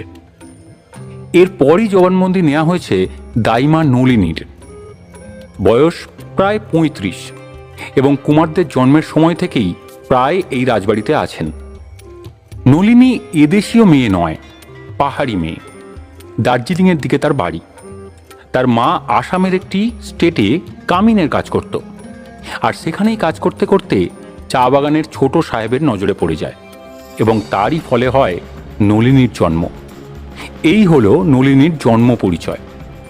দীননাথ রসিক পুরুষ, পুলিশের কাজে দীর্ঘকাল কাটালেও একদা প্রথম যৌবনে রসাধিক্যে কাব্য চর্চা করতেন। তারই অল্প কিছুর একটা ধারা এখন যে নিঃশব্দ ফল্গুর মতো অন্তরে তার বয়ে চলেছে, জবানবন্দির ছলে নলিনীর চেহারার বর্ণনার মধ্যেই সেটা বেশ যেন স্পষ্ট হয়ে ফুটে উঠেছে। নলিনীর দেহে নর্ডিক ও ভারতীয় রক্তের সংমিশ্রণের ফলে রক্ত ও চেহারার দিক দিয়ে একটা চমৎকার সামঞ্জস্য থেকে গিয়েছে। মায়ের হলদেটে পাহাড়ি রং ও ইউরোপিয়ান পিতার দেহ সৌষ্ঠব সে পেয়েছে একত্রে। তবে মুখের গঠনে একটা পাহাড়ি অনার্য ছাপ থেকে গিয়েছে। চৌকো মুখ, ঈষৎ চ্যাপ্টা নাক ও খুদে খুদে গোলাকার চোখ, দীঘল লম্বাটে প্যাটার্নের চেহারা। নলিনীর মায়ের অর্থাভাব ছিল না চা বাগানের ছোট সাহেবের অকৃপণ দাক্ষিণ্যের দৌলতে, এবং সাহেবের সাহচর্যে হোক বা অন্য কোনো কারণেই হোক, নলিনীকে তার মা 7 বছর বয়স থেকে কনভেন্টে রেখে দিয়েছিল তার 15 বছর বয়স পর্যন্ত। কিন্তু নলিনীকে প্রশ্ন করেও শেষ পর্যন্ত জানা যায়নি কী কারণে কনভেন্ট ছেড়ে সে চলে আসে। মাঝখানে বছর 5 ইতিহাস ধোঁয়াটে। রুনু ও বেনু জন্মাবার মাস 7 আগে ওয়ালটেয়ারের একটা হোটেলেই রানী সুনন্দার সঙ্গে নলিনীর প্রথম পরিচয়ের সূত্রপাত হয়। হোটেলের ডাইনিং রুমের ইনচার্জে ছিল ওই সময় নলিনী। গর্ভাবস্থায় নিজের দেখাশোনা করবার জন্য ও সন্তান হলে তাদের সর্বক্ষণ দেখাশোনা করবার জন্য সুনন্দা একজন স্ত্রীলোক খুঁজছিলেন। ওই সময় হোটেলে নলিনীকে দেখে সুনন্দার ভারী পছন্দ হয়ে যায় এবং শেষ পর্যন্ত নলিনী হোটেলের কাজে ইস্তফা দিয়ে যে কারণেই হোক রানী সুনন্দারা যখন মাস 1.5 বাদে ফিরে আসেন দেশে, ওয়ালটেয়ারের হোটেল থেকে তাদের সঙ্গে চলে আসে এবং সেই সময় থেকেই নলিনী রাজপ্রাসাদে আছে। নলিনীর পূর্ব ইতিহাস এইটুকুই। রুনু বেনুর জন্মের পর থেকে নলিনী তাদের সর্বদা দেখাশোনার ভার নেয়। নলিনীকে প্রাসাদের লোকেরা সেই থেকে কুমারদের দাইমা বা দাই বলেই জেনে এসেছে। নলিনীর বেশভূষা বিশেষ কোনো বাহুল্য নেই। সরু পাড় সাদা ধুতি ও ব্লাউজ, হাতে একগাছি করে সোনার চুড়ি। কিন্তু এই সামান্য বেশভূষাতেই তার চেহারার মধ্যে এমন একটা রুচি ও পরিচ্ছন্নতা ফুটে ওঠে যে সহজেই মনে হয় যেন সে অন্যান্য 10 জন থেকে পৃথক হয়ে গিয়েছে, এবং তার সম্যক পরিচয় না পাওয়া পর্যন্ত সে যে রাজবাড়ির কেউ একজন নয় সেটা বোঝাও সহজ নয়। তার চালচলন কথাবার্তার মধ্যেও একটা স্বাতন্ত্র্য আছে, অন্য 10 জনের থেকে সেটাও আলাদা। গভর্নেস ডরোথি জোন্স আসবার পর থেকে যদিও নলিনীর কাজ একটু কমেছিল, তা সত্ত্বেও সেই বেশিরভাগ সময় কুমারদের ঘনিষ্ঠ সাহচর্যে থাকত এবং তার থাকবার ঘরও প্রাসাদের ঠিক কুমারদের শয়নকক্ষের পাশের ছোট একটি ঘরেই ছিল। গভর্নেস জোন্স এখানে আসবার পর থেকে নলিনীর কাজকর্মের মধ্যে ছিল ওদের জামা কাপড়, জুতো, মোজা ও আহারাদির ব্যাপারটার উপরে নজর রাখা বাকি তত্ত্বাবধানের ভার পড়েছিল কুমারদের মিস জোনসের উপরেই। নলিনীর জবানবন্দিতে জানা যায়, মৃত্যুর আগে 1 সপ্তাহ ধরেই কুমারদের শরীরটা যেন তেমন সুবিধের যাচ্ছিল না। কুমারদের স্বাস্থ্য, রক্ষণাবেক্ষণ ও খেলাধুলা ইত্যাদির দায়িত্ব ছিল মিস জোনসের উপরেই। তাই নলিনী মিস জোনসেরই সর্বাগ্রে দৃষ্টি আকর্ষণ করে, কিন্তু জোনস নাকি জবাব দিয়েছিল নলিনীকে সেজন্য ব্যস্ত হতে হবে না। এবং মৃত্যুর 4 দিন আগে সকালবেলায় ঘুম ভাঙাতে গিয়ে নলিনী কুমারদের বিশেষ রকম অসুস্থ দেখেই জোনসকে সংবাদ দেয়। তারপরই ডাক্তার আসে। পরের দিন রাজা শিকার থেকে ফিরে আসেন বেলা 10টা নাগাদ। মৃত্যুর দিন 4-5 আগে থেকেই কুমারদের আহারের প্রতি তেমন রুচি ছিল না। মিস ডরোথি জোনসের জবানবন্দি থেকে জানা যায়, নলিনীর আগেই নাকি তার কুমারদের স্বাস্থ্যের উপর নজর পড়ে এবং তিনি স্টেটের ডাক্তারকে ডেকে পাঠান। ডাক্তার বংশীধর এসে কুমারদের পরীক্ষা করে রেস্ট নেবার কথাই বলে যান।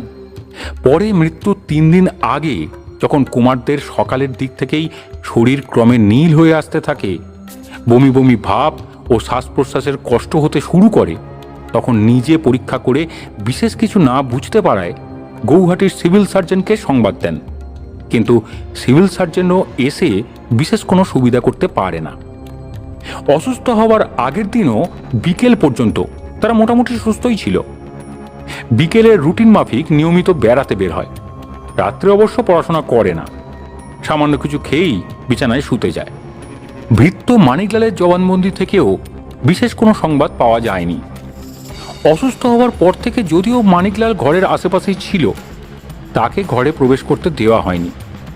অসুস্থ হওয়ার আগের দিন বিকালে প্রতিদিনের মতোই মাস্টারবাবুকে নিয়ে কুমারদের সঙ্গে গাড়িতে করে তারা বেড়াতে গিয়েছিল। সে সময় কুমারদের শরীরের অবস্থা কেমন ছিল এটা জানতে চাওয়াতে মানিক বলল, খুব ভালো মনে হয়নি, কেমন যেন চুপচাপ ছিল। এরপর আসে মাস্টার ধরণীধরের জবানবন্দি। কুমাররা অসুস্থ হওয়ার দিন 5 আগে থেকেই তাদের পড়াশোনা বন্ধ ছিল মিস জোনসের নির্দেশক্রমে। অর্থাৎ কারোর জবানবন্দিতেই বিশেষ কিছু জানা যায় না এবং রহস্য যেখানে ঘনিয়ে উঠেছে সেখানে কোনো আলোকপাতই করা হয় না। ধোঁয়াটে অস্পষ্ট থেকে গিয়েছে। জবানবন্দির ফাইলটা পড়া শেষ করে কিরিটি অন্যমনস্কভাবে যখন ফাইলটা গুছিয়ে বাঁধছে, তখন দীননাথ বললেন, মোটিভের কথা যদি বলিস তবে এক্ষেত্রে কারো কিছুই দেখা যাচ্ছে না। কুমারদের জন্যই এরা প্রত্যেকেই চাকরিতে মোটা মাইনেই নিযুক্ত ছিল। সেদিক দিয়ে দেখতে গেলে কুমারদের মৃত্যুতে এরা কেউই ক্ষতিগ্রস্ত ভিন্ন লাভবান হবে না। কিরিটি এতক্ষণ একটি কথাও বলেনি। এবারে বলল, তোমার তাহলে মত সন্দেহের তালিকাভুক্ত এদের কাউকেই করা চলে না। কিন্তু বন্ধু, এমনও তো হতে পারে কথামালার সেই একচক্ষু হরিণের গল্পের মতো সমস্ত ঘটনাটার একটা দিকেই তোমার নজর পড়েছে এবং যে দিকটাই নজর দেওয়ার প্রয়োজন বোধ করনি, মৃত্যুবান নিক্ষিপ্ত হয়েছে সেই দিক দিয়েই। কি বলতে চাস কিরিটি? বলছিলাম, অকুস্থানের আশপাশটা ভালো করে পরীক্ষা করে দেখেছিলে? কীরকম? এই ধরো, যে ঘরে কুমাররা মারা যায়, তারপর যে ঘরে তাদের পোশাক পরিচ্ছদ থাকতো, তারপর নলিনীর ঘরটা। হ্যাঁ, তা করেছি বই কি। এমন কোনো কিছুই সেখানে নজরে আসেনি যা সন্দেহ জাগাতে পারে। আচ্ছা, এই যাদের সব জবানবন্দি নিয়েছো, তাদের কারো কাছ থেকে প্রশ্ন করবার সময় এমন কোনো ঘটনার কিছু উল্লেখ শুনেছ যেটার কোনো রূপ বিশেষ তোমার দৃষ্টি আকর্ষণ করেছে বা তোমার কাছ থেকে কোনো গুরুত্ব আছে বলে মনে হয়েছে? কই, এমন কিছু তো মনে পড়ছে না। ভালো করে একটু ভেবে জবাব দাও দীননাথ। না না না না না না না না মনে পড়ছে না। যাই হোক, অতঃপর সে রাত্রের মতো দীননাথ বিদায় নিলেন। দীননাথের বিদায় নেবার কিছুক্ষণ পরেই আমাদেরও রাত্রের আহারের ডাক পড়ল। আহার আদির পর আমি আর কিরিটি বাগানে বেড়াচ্ছিলাম। রাজা টিকেন্দ্রজিতের উদ্যানটি সত্যি দেখবার মতো। পূর্ণিমার পরের রাত্রি, আকাশে চমৎকার জ্যোৎস্না ছিল আর বাতাসে ছিল ফুলের একটা মিশ্র সৌরভ। অনেকক্ষণ ধরে বাগানের মধ্যে ঘুরে ঘুরে ক্লান্ত হয়ে একসময় আমরা দুজনে একটা পাথরের বেঞ্চের উপর উপবেশন করলাম। কতক্ষণ বেঞ্চটার উপরে বসেছিলাম মনে নেই। উঠতে যাব এমন সময় হঠাৎ কানে এলো কোনো একটা পুরুষের চাপা কর্কশ কণ্ঠস্বর। কিরিটি আমার হাতের উপর মৃদু একটা আকর্ষণ করে বসবার ইঙ্গিত করল। বসে পড়লাম। পরশু রাত্রে ট্রেনিং। প্রত্যুত্তরে কোনো এক নারী কণ্ঠ ইংরাজিতেই যেন কি বলল ঠিক বোঝা গেল না।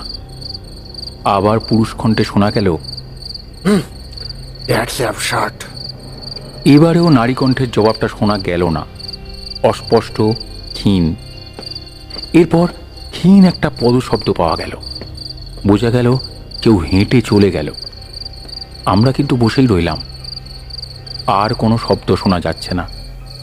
কিছুক্ষণ আরও কেটে গেল। হঠাৎ এমন সময় আবার পদশব্দ।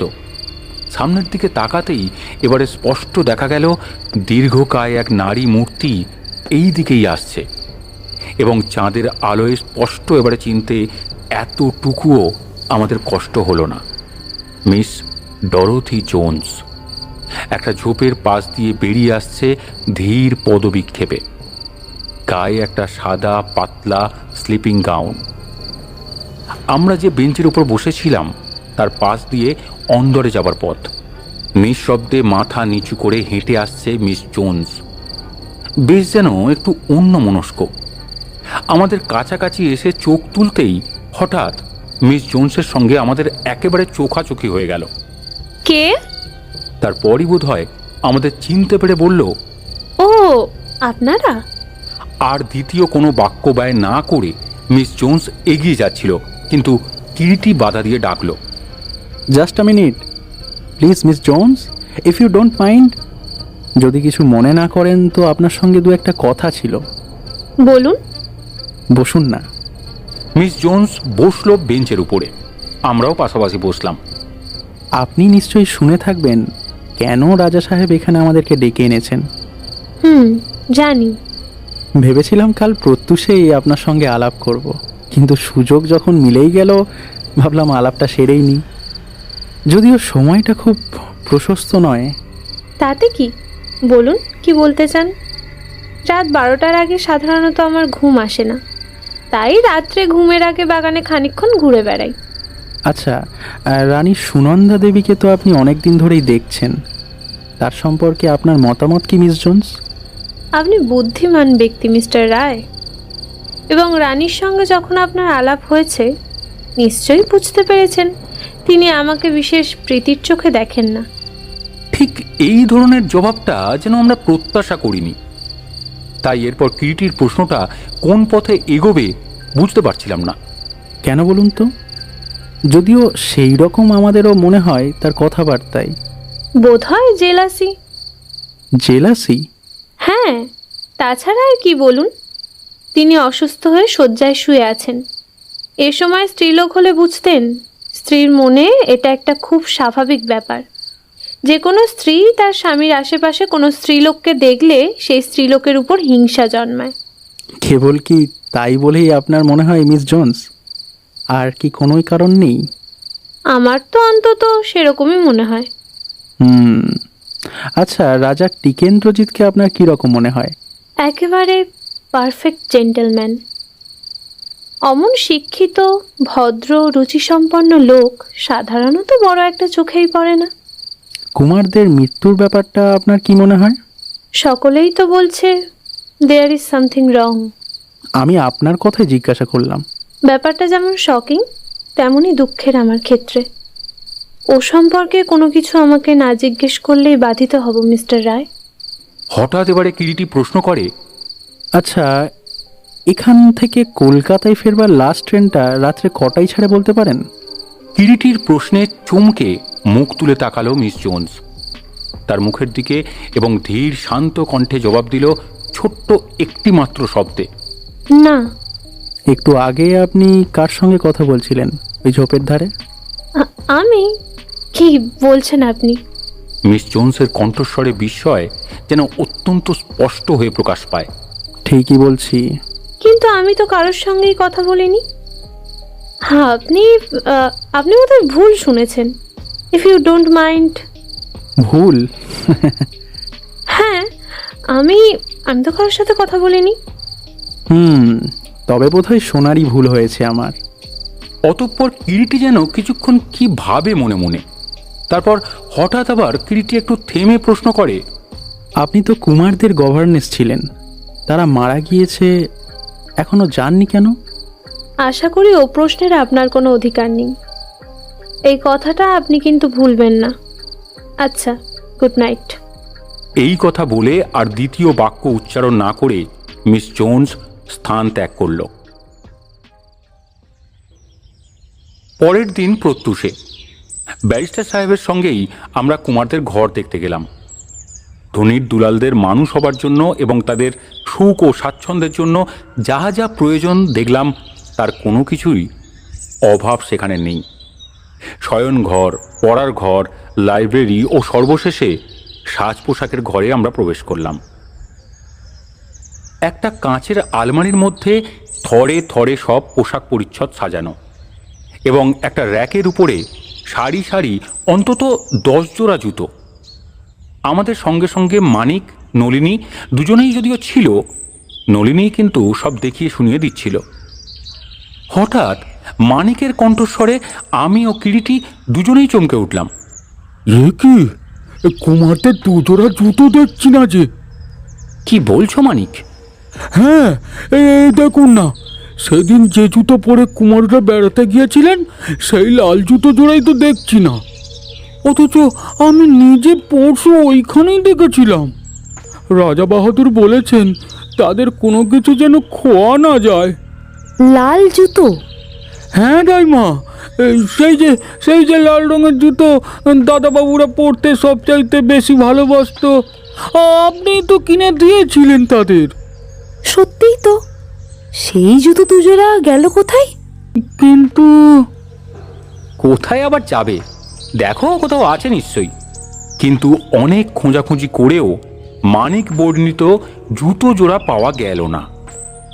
কিরিটি তখন প্রশ্ন করে নলিনীকে, কিরকম জুতো ছিল বলুন তো নলিনী দেবী? ব্রাউন রঙের শু। অতঃপর কিরিটি যেন কিছুক্ষণ কি ভাবলো মনে মনে। এই ঘরে এর মধ্যে কে কে প্রবেশ করেছে বলতে পারেন নলিনী দেবী? চাবি তো মানিকের কাছেই ছিল, ওকেই প্রশ্ন করুন না। এই ঘরের চাবি তোমার কাছে ছিল মানিক? হ্যাঁ, কুমারদের মৃত্যুর পর থেকে চাবি আমার কাছেই আছে। কেবল দিনে একবার করে এসে সব ঝেড়ে পুঁছে ঠিক করে রেখে যাই। কাল ঝেড়েছিলে? হ্যাঁ। সব ঠিক ছিল তখন, তোমার মনে আছে? সেই রকমই তো মনে পড়ছে, তবে পরশু। কাল কখন ঘর পরিষ্কার করো? ওই দুপুরের দিকে। সাথে আর কেউ ছিল? না, আর কেউ ছিল না। ঘর পরিষ্কার করতে করতে তুমি বাইরে গিয়েছিলে ঘর খোলা রেখে?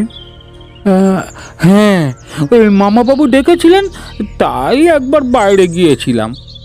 প্রত্যুত্তরে কিরিটি আর বিশেষ কোনো কথাই বলল না, কিন্তু তার মুখের দিকে তাকিয়েই বুঝতে পারছিলাম মানিকের মুখে কুমারদের ব্যবহৃত ব্রাউন রঙের জুতো জোড়া হারানোর কথাটা শোনা অবধি তার মুখে একটা স্পষ্ট চিন্তার রেখা ফুটে উঠেছে। দেখতে বাকি ছিল একমাত্র কুমারদের শয়নঘরটাই। সেটা দেখে দুজনে নিচে নেমে এলাম। একটা চুরুটে অগ্নিসংযোগ করে কিরিটি একটা আরাম কেদারার উপরে দেহটা শিথিল করে এলিয়ে দিল। আমি ওই দিনকার ইংরেজি সংবাদপত্রটা খুলে পড়বার চেষ্টা করতে লাগলাম, কিন্তু সংবাদপত্রে পরিবেশিত সংবাদে যেন মন বসছিল না। এই রাজপ্রাসাদে মাত্র কয়েকদিন আগে 2টি সুকুমার প্রিয়দর্শন নিষ্পাপ বালককে কেন্দ্র করে যে নৃশংস হত্যাকাণ্ড ঘটে গিয়েছে, সেই ব্যাপারটা যেন মনের মধ্যে এসে বারবার ঘোরাফেরা করছিল। অবশ্যই এ সম্পর্কে কোনো সন্দেহই নেই যে বিশেষ কোনো উদ্দেশ্য নিয়েই নিষ্পাপ 2টি বালককে তীব্র বিষ প্রয়োগে হত্যা করা হয়েছে, এবং সোজাসুজি ভেবে দেখলে বোঝাই যায় যে অর্থই এক্ষেত্রে অনর্থের কারণ। বিষ প্রয়োগের ব্যাপারটাও মনে মনে পর্যালোচনা করলে মনে হয় প্রয়োগকারী বাইরের কোনো তৃতীয় পক্ষ নয়, এ বাড়িরই কেউ না কেউ। কারণ কুমারদের নির্দিষ্ট গতিবিধির থেকে এও বোঝা যায় বাইরের কোনো তৃতীয় পক্ষের দ্বারা এ কাজ কখনোই ঘটানো সম্ভবপর নয়। তাই যদি হয় তবে সন্দেহ জাগছে কার কার উপরে? Miss Dorothy Jones, Nalini, Maniklal, Dharanidhar, এদের মধ্যেই কেউ না কেউ। কিন্তু কে? দীননাথের কথাটাও আবার একেবারে উড়িয়ে দেবার মতো নয়। কুমারদের দেখাশোনার জন্যই এরা মাইনে পাচ্ছিল। সেদিক দিয়ে কুমারদের হত্যা করলে এরা তো প্রত্যেককেই ক্ষতিগ্রস্ত হচ্ছে। তাছাড়া এদের মধ্যে কেউই কুমারদের নিকটাত্মীয় নয়, যাতে করে কুমারদের হত্যা করতে পারলে এরা কেউ আর্থিক ব্যাপারে লাভবান হবে। হঠাৎ কিরিটির কণ্ঠস্বরে চমক ভাঙল। দেখ সুব্রত, আমি যতই ভাবছি ততই যেন মনে হচ্ছে জুতো জোড়া নিশ্চয়ই কেউ চুরি করেছে। জুতো জোড়া? হ্যাঁ, কুমারদের সেই ব্রাউন রঙের জুতো জোড়া। ও, কিন্তু কেন? But why? After all that particular brown pair of shoes should be stolen. কেন চুরি যাবে জুতো জোড়া? আমি নিজেকেই নিজে প্রশ্ন করলাম।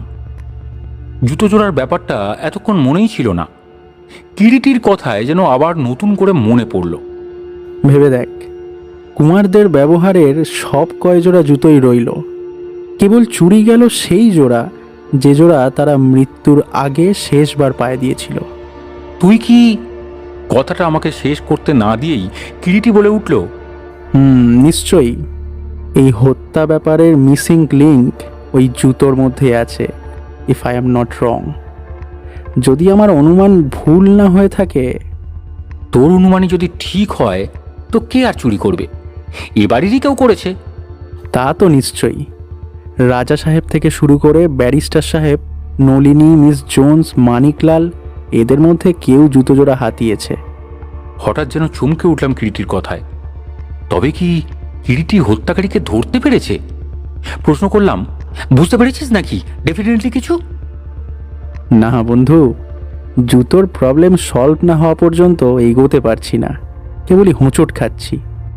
সমস্ত দুপুরবেলাটা কিরিটি শুয়ে শুয়েই কাটিয়ে দিল চোখের উপরে হাত চাপা দিয়ে, এবং বোঝা গেল সে শুয়েই আছে, ঘুমোয়নি। ক্রমে ক্রমে সন্ধ্যার অন্ধকার নেমে এলো। সন্ধ্যা রাত্রি 7টা নাগাদ কিরিটি দেখি গায়ে জামা কাপড় চাপাচ্ছে। কোথাও বেরোবি নাকি? হ্যাঁ চল, বেরিয়ে আসি। গেট দিয়ে বেরোচ্ছি, হঠাৎ দেখি রাজার স্কাইস্লার গাড়িটা পাশ দিয়ে বের হয়ে গেল, এবং আশ্চর্য হয়ে দেখলাম গাড়ির মাথায় মালপত্র ও ভিতরে বসে মিস ডরোথি জোন্স। হঠাৎ যেন কিরিটির শরীরে একটা বিদ্যুৎ প্রবাহ বয়ে গেল। সে বলল, ফিরে চল সুব্রত। আবার আমরা ফিরে এলাম। আমাদের ইচ্ছা মতো ব্যবহারের জন্য রাজা অন্য একটা গাড়ি ও ড্রাইভার নিযুক্ত করে রেখেছিলেন। গাড়ি পোর্টিকোর নিচেই ছিল, ড্রাইভারও ছিল গাড়িতে। সোজা এসে গাড়িতে উঠে বসে কিরিটি ড্রাইভারকে নির্দেশ দিল, স্টেশনে চলো। স্টেশনে এসে যখন পৌঁছালাম তখন রাত 7:45। সংবাদ নিয়ে জানা গেল কলকাতার দিকে যাওয়ার গাড়ি ছাড়তে তখনও মিনিট 20 দেরি, এবং গাড়িটা এইখান থেকেই ছাড়ে। প্ল্যাটফর্মের উপরেই গাড়ি দাঁড়িয়েছিল। কিরিটি প্রত্যেক কম্পার্টমেন্টে দৃষ্টি দিতে দিতে এগিয়ে চলল। কিন্তু কোথায় মিস ডরোথি জোন্স? তার পাত্তাই নেই। চল সুব্রত, ফার্স্ট ক্লাস ওয়েটিং রুমটা একবার দেখি। কিন্তু এবারে আর নিরাশ হতে হলো না। সুইং ডোর ঠেলে ঘরে পা দিতে গিয়েই আমরা থমকে দাঁড়ালাম। পরস্পর পরস্পরের সামনাসামনি হাত ধরে দাঁড়িয়ে রাজা টিকেন্দ্রজিৎ ও মিস ডরোথি জোন্স। নিঃশব্দে কিরিটি ও আমি সুইং ডোরটা ছেড়ে দিয়ে ফিরে এলাম প্ল্যাটফর্মের উপরে। গাড়ি ছাড়তে এখনো মিনিট 10 বাকি। প্ল্যাটফর্মের উপরে একটা শিরিষ গাছের তলায় দুজনে দাঁড়িয়ে রয়েছি। আমাদের দুজনেরই দৃষ্টি ওয়েটিং রুমের দরজার দিকে। হঠাৎ নজর পড়ল কিরিটির চাপা কণ্ঠস্বরে। দণ্ডায়মান গাড়িটার একটা সেকেন্ড ক্লাস কম্পার্টমেন্টের দরজার সামনে কোট প্যান্ট পরিহিত এক সুশ্রী ভদ্রলোকের উপর। ভদ্রলোক ঘন ঘন গেটের দিকে তাকাচ্ছেন। ভদ্রলোক নিশ্চয়ই কারোর জন্য অপেক্ষা করছে সুব্রত। মনে তো হচ্ছে তাই। জানি না তখনও যে তার চাইতেও বড় আর একটা বিষয় আমাদের জন্য অপেক্ষা করছে। গেট দিয়ে নলিনী দেবী এসে প্রবেশ করলেন। হাতে তার একটা লেডিস হ্যান্ডব্যাগ। নলিনী দেবীকে ওই সময় স্টেশনে দেখে সত্যিই অবাক হয়ে গিয়েছিলাম। নলিনী দেবী সোজা সেকেন্ড ক্লাস কম্পার্টমেন্টের সামনে দণ্ডায়মান ভদ্রলোকের সামনে এসে হাতের ব্যাগটা তার হাতে দিতেই দ্রুত পদে কিরিটি এগিয়ে গেল সামনে এবং কোনো রূপ ভূমিকা মাত্র না করে সোজা একেবারে বলল, নলিনী দেবী, ব্যাগটা আমি চাই। চকিতে নলিনী ফিরে তাকায় কিরিটির দিকে। দণ্ডায়মান পুরুষটি তীক্ষ্ণ কণ্ঠে প্রশ্ন করে, কে আপনি? নলিনী দেবী আমাকে চেনেন, ওকেই জিজ্ঞাসা করুন। ভদ্রলোক এবারে অভদ্রভাবে খিচিয়ে উঠতেই একটা গোলমাল শুরু হয়ে গেল। দেখতে দেখতে লোক জমে গেল সেখানে, হাতাহাতি হবার জোগাড়। হঠাৎ সেখানে রাজা টিকেন্দ্রজিৎ এসে হাজির। এ কি প্রশান্ত, তুমি এখানে? মুহূর্তে যেন সাপের গায়ে মন্ত্র পড়ল। ভূত দেখার মতোই চমকে ফিরে তাকালো প্রশান্ত। এ কি মিস্টার রায়, আপনিও এখানে এ সময়? একটু সামান্য হিসাবের ভুল হয়ে গিয়েছে রাজা সাহেব। প্রশান্তবাবুর হাতের ব্যাগটা আমরা চাই। মনে হচ্ছে উনি আপনার পরিচিত। হ্যাঁ, উনি তো আমাদের জামাই। মানে রাজেন্দ্রবাবুর মেয়েকে? হ্যাঁ, বুঝেছি। নলিনী দেবী কই? নলিনী? হ্যাঁ, নলিনী দেবীও তো এখানে ছিলেন। কিন্তু কোথায় নলিনী? সে তখন ত্রিসীমানায় নেই। ব্যাগটা দিতে বলুন রাজা সাহেব ওকে। ব্যাগটা? হ্যাঁ, আমার ধারণা যদি ভুল না হয়ে থাকে তো ওই ব্যাগের মধ্যেই কুমারদের হারানো জুতো জোড়া দুটো পাওয়া যাবে। হারানো জুতো জোড়া? কি বলছেন আপনি? হ্যাঁ, ব্যাগটা দিতে বলুন, দেখাচ্ছি। হতভম্ব বিমূঢ় প্রশান্তর হাত থেকে এবারে আমি এগিয়ে গিয়ে ব্যাগটা ছিনিয়ে নিলাম এবং সত্যিই ব্যাগ খুলতে তার মধ্যে ছোট ছেলেদের দুজোড়া চকচকে ব্রাউন রঙের জুতো পাওয়া গেল। চিলের মতোই যেন ছোঁ দিয়ে কিরিটি জুতো জোড়া দুটো আমার হাত থেকে ছিনিয়ে নিল। তারপর তীক্ষ্ণ দৃষ্টিতে পরীক্ষা করতে লাগলো। আমরা সকলেই বিস্ময়ে হতবাক। সদল বলে আমরা আবার রাজার ক্যাডিল্যাক গাড়িতে চেপে প্রাসাদে ফিরে এলাম, একমাত্র নলিনী দেবী বাদে। তার কোনো সংবাদই আর পাওয়া গেল না। পরের রাত্রে আমরা ফিরে এলাম প্রশান্তকে দীননাথের হাতে তুলে দিয়ে। প্রশান্তই শেষ পর্যন্ত সবকিছু স্বীকার করে কিরিটির কাছে। জুতো পালিশের কালির মধ্যে নাইট্রোবেনজিন ব্যবহার হয়। সেইটা বেশি পরিমাণে জুতোর কালিতে মিশিয়ে জুতো পালিশ করবার সময় জুতোর ভিতরেও প্রচুর পরিমাণে লাগিয়ে দেওয়া হয়েছিল। নাইট্রোবেনজিন অ্যাবজর্পশন হতেই কুমারদের মৃত্যু ঘটেছে। প্রশান্ত ভেবেছিল রাজেন্দ্র বড়ুয়া তাকে তাড়িয়ে দিলেও তার মৃত্যুর পর তার মেয়ে অর্থাৎ প্রশান্ত স্ত্রী সমস্ত সম্পত্তি পাবে এবং বেনু ও রুনুকে যদিও সরিয়ে ফেলতে পারে তাহলে টিকেন্দ্রজিতের যাবতীয় সম্পত্তিও তারই হস্তগত হবে একদিন। তাই সে স্ত্রীকে তার বাপের বাড়ি থেকে নিয়ে যাবার কোনো চেষ্টা করেনি এবং পূর্ব পরিচিত নলিনীকে সে নিযুক্ত করেছিল টিকেন্দ্রজিতের প্রাসাদে। নলিনীর সঙ্গে প্রশান্তর পরিচয় হয় কলকাতায়। তারপর টিকেন্দ্রের ওয়াল্টেয়ারে যাওয়ার সব ব্যবস্থা হচ্ছে জেনে আগে থেকেই নলিনীকে ওয়াল্টেয়ারে পাঠিয়ে দেয় প্রশান্ত এবং সহজেই নলিনী সুনন্দার মন জয় করে নিয়ে তার সঙ্গে চলে আসে। প্রশান্তর প্রথমে ইচ্ছা নলিনীর রূপ যৌবন দিয়েই রাজা টিকেন্দ্রজিতের কাছ থেকে কিছু অর্থ আগে বাগিয়ে নেওয়া, কিন্তু নলিনী তাতে সক্ষম হয় না। ইতিমধ্যে একটা মার্ডার কেসে জড়িয়ে রাতারাতি প্রশান্ত কলকাতা ছেড়ে বর্মায় গিয়ে গা ঢাকা দিতে বাধ্য হয়। 8 বছর বাদে ফিরে এসে প্রশান্ত যখন দেখল নলিনী তখনও তার পরিকল্পনাকে কাজে লাগাতে পারেনি, তখন সে কুমারদের ধ্বংসের পরিকল্পনা করে নতুন উদ্যমে। কেমিস্ট্রিতে ডক্টরেট, তাই সে অপূর্ব পন্থা গ্রহণ করেছিল কুমারদের শেষ করবার জন্য। কিন্তু ভুল করল কুমারদের মৃত্যুর 7-8 দিন পরেই এসে নলিনীকে সঙ্গে করে নিয়ে যেতে গিয়ে। সে রাত্রে উদ্যানে নলিনী ও প্রশান্তর মধ্যেই কথাবার্তা হচ্ছিল।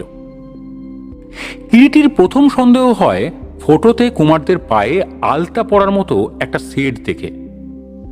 অনেক ভেবে সে বুঝতে পারে একমাত্র ওরকম দাগ হতে পারে জুতো পরা থেকে এবং জুতোয় কাঁচা রং থাকলে। কিন্তু রাজার ছেলের জুতো কাঁচা রঙের হবে কেন? অতএব তার মনে হয় নিশ্চয়ই জুতোর ভিতর রং দেওয়া হয়েছিল এবং নিশ্চয়ই ওই জুতোর রঙের ভিতর দিয়ে নাইট্রোবেনজিন বিষ দেহে সংক্রামিত করা হয়েছে, কারণ সে নিজে কেমিস্ট্রির ছাত্র, জানতো জুতোর কালিতে নাইট্রোবেনজিন ব্যবহৃত হয়ে থাকে ইনগ্রেডিয়েন্ট হিসেবে। মনের মধ্যে ব্যাপারটা তার আরও দৃঢ়বদ্ধ হয় মানিকের মুখে জুতো চুরির সংবাদ পেয়ে।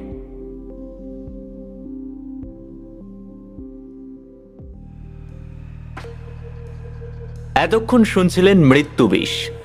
আজকের গল্পে গল্প পাঠক এবং সুব্রতর চরিত্রে তন্ময়, কিরিটি রায় অর্পণ, তেজেশ ঘোষ সৌভিক, কৃষ্ণা সৃজনী, মিস ডরথির চরিত্রে স্নেহা, সুনন্দা দীপিকা, দীননাথের চরিত্রে গণেশ চন্দ্র লাহা, প্রশান্তর চরিত্রে শুভম, নলিনী দিশা, মানিক এবং রামচন্দ্রের চরিত্রে তন্ময় এবং টিকেন্দ্রজিৎ ও গল্পের সূত্রধর আমি শান্তনু। তাহলে আজকের মতো এখানেই জানাই বিদায়। দেখা হচ্ছে আবার সামনের শুক্রবার নতুন কোনো গল্প নিয়ে। ততদিন ভালো থাকুন, সুস্থ থাকুন এবং আমাদের সাথে থাকুন। ধন্যবাদ।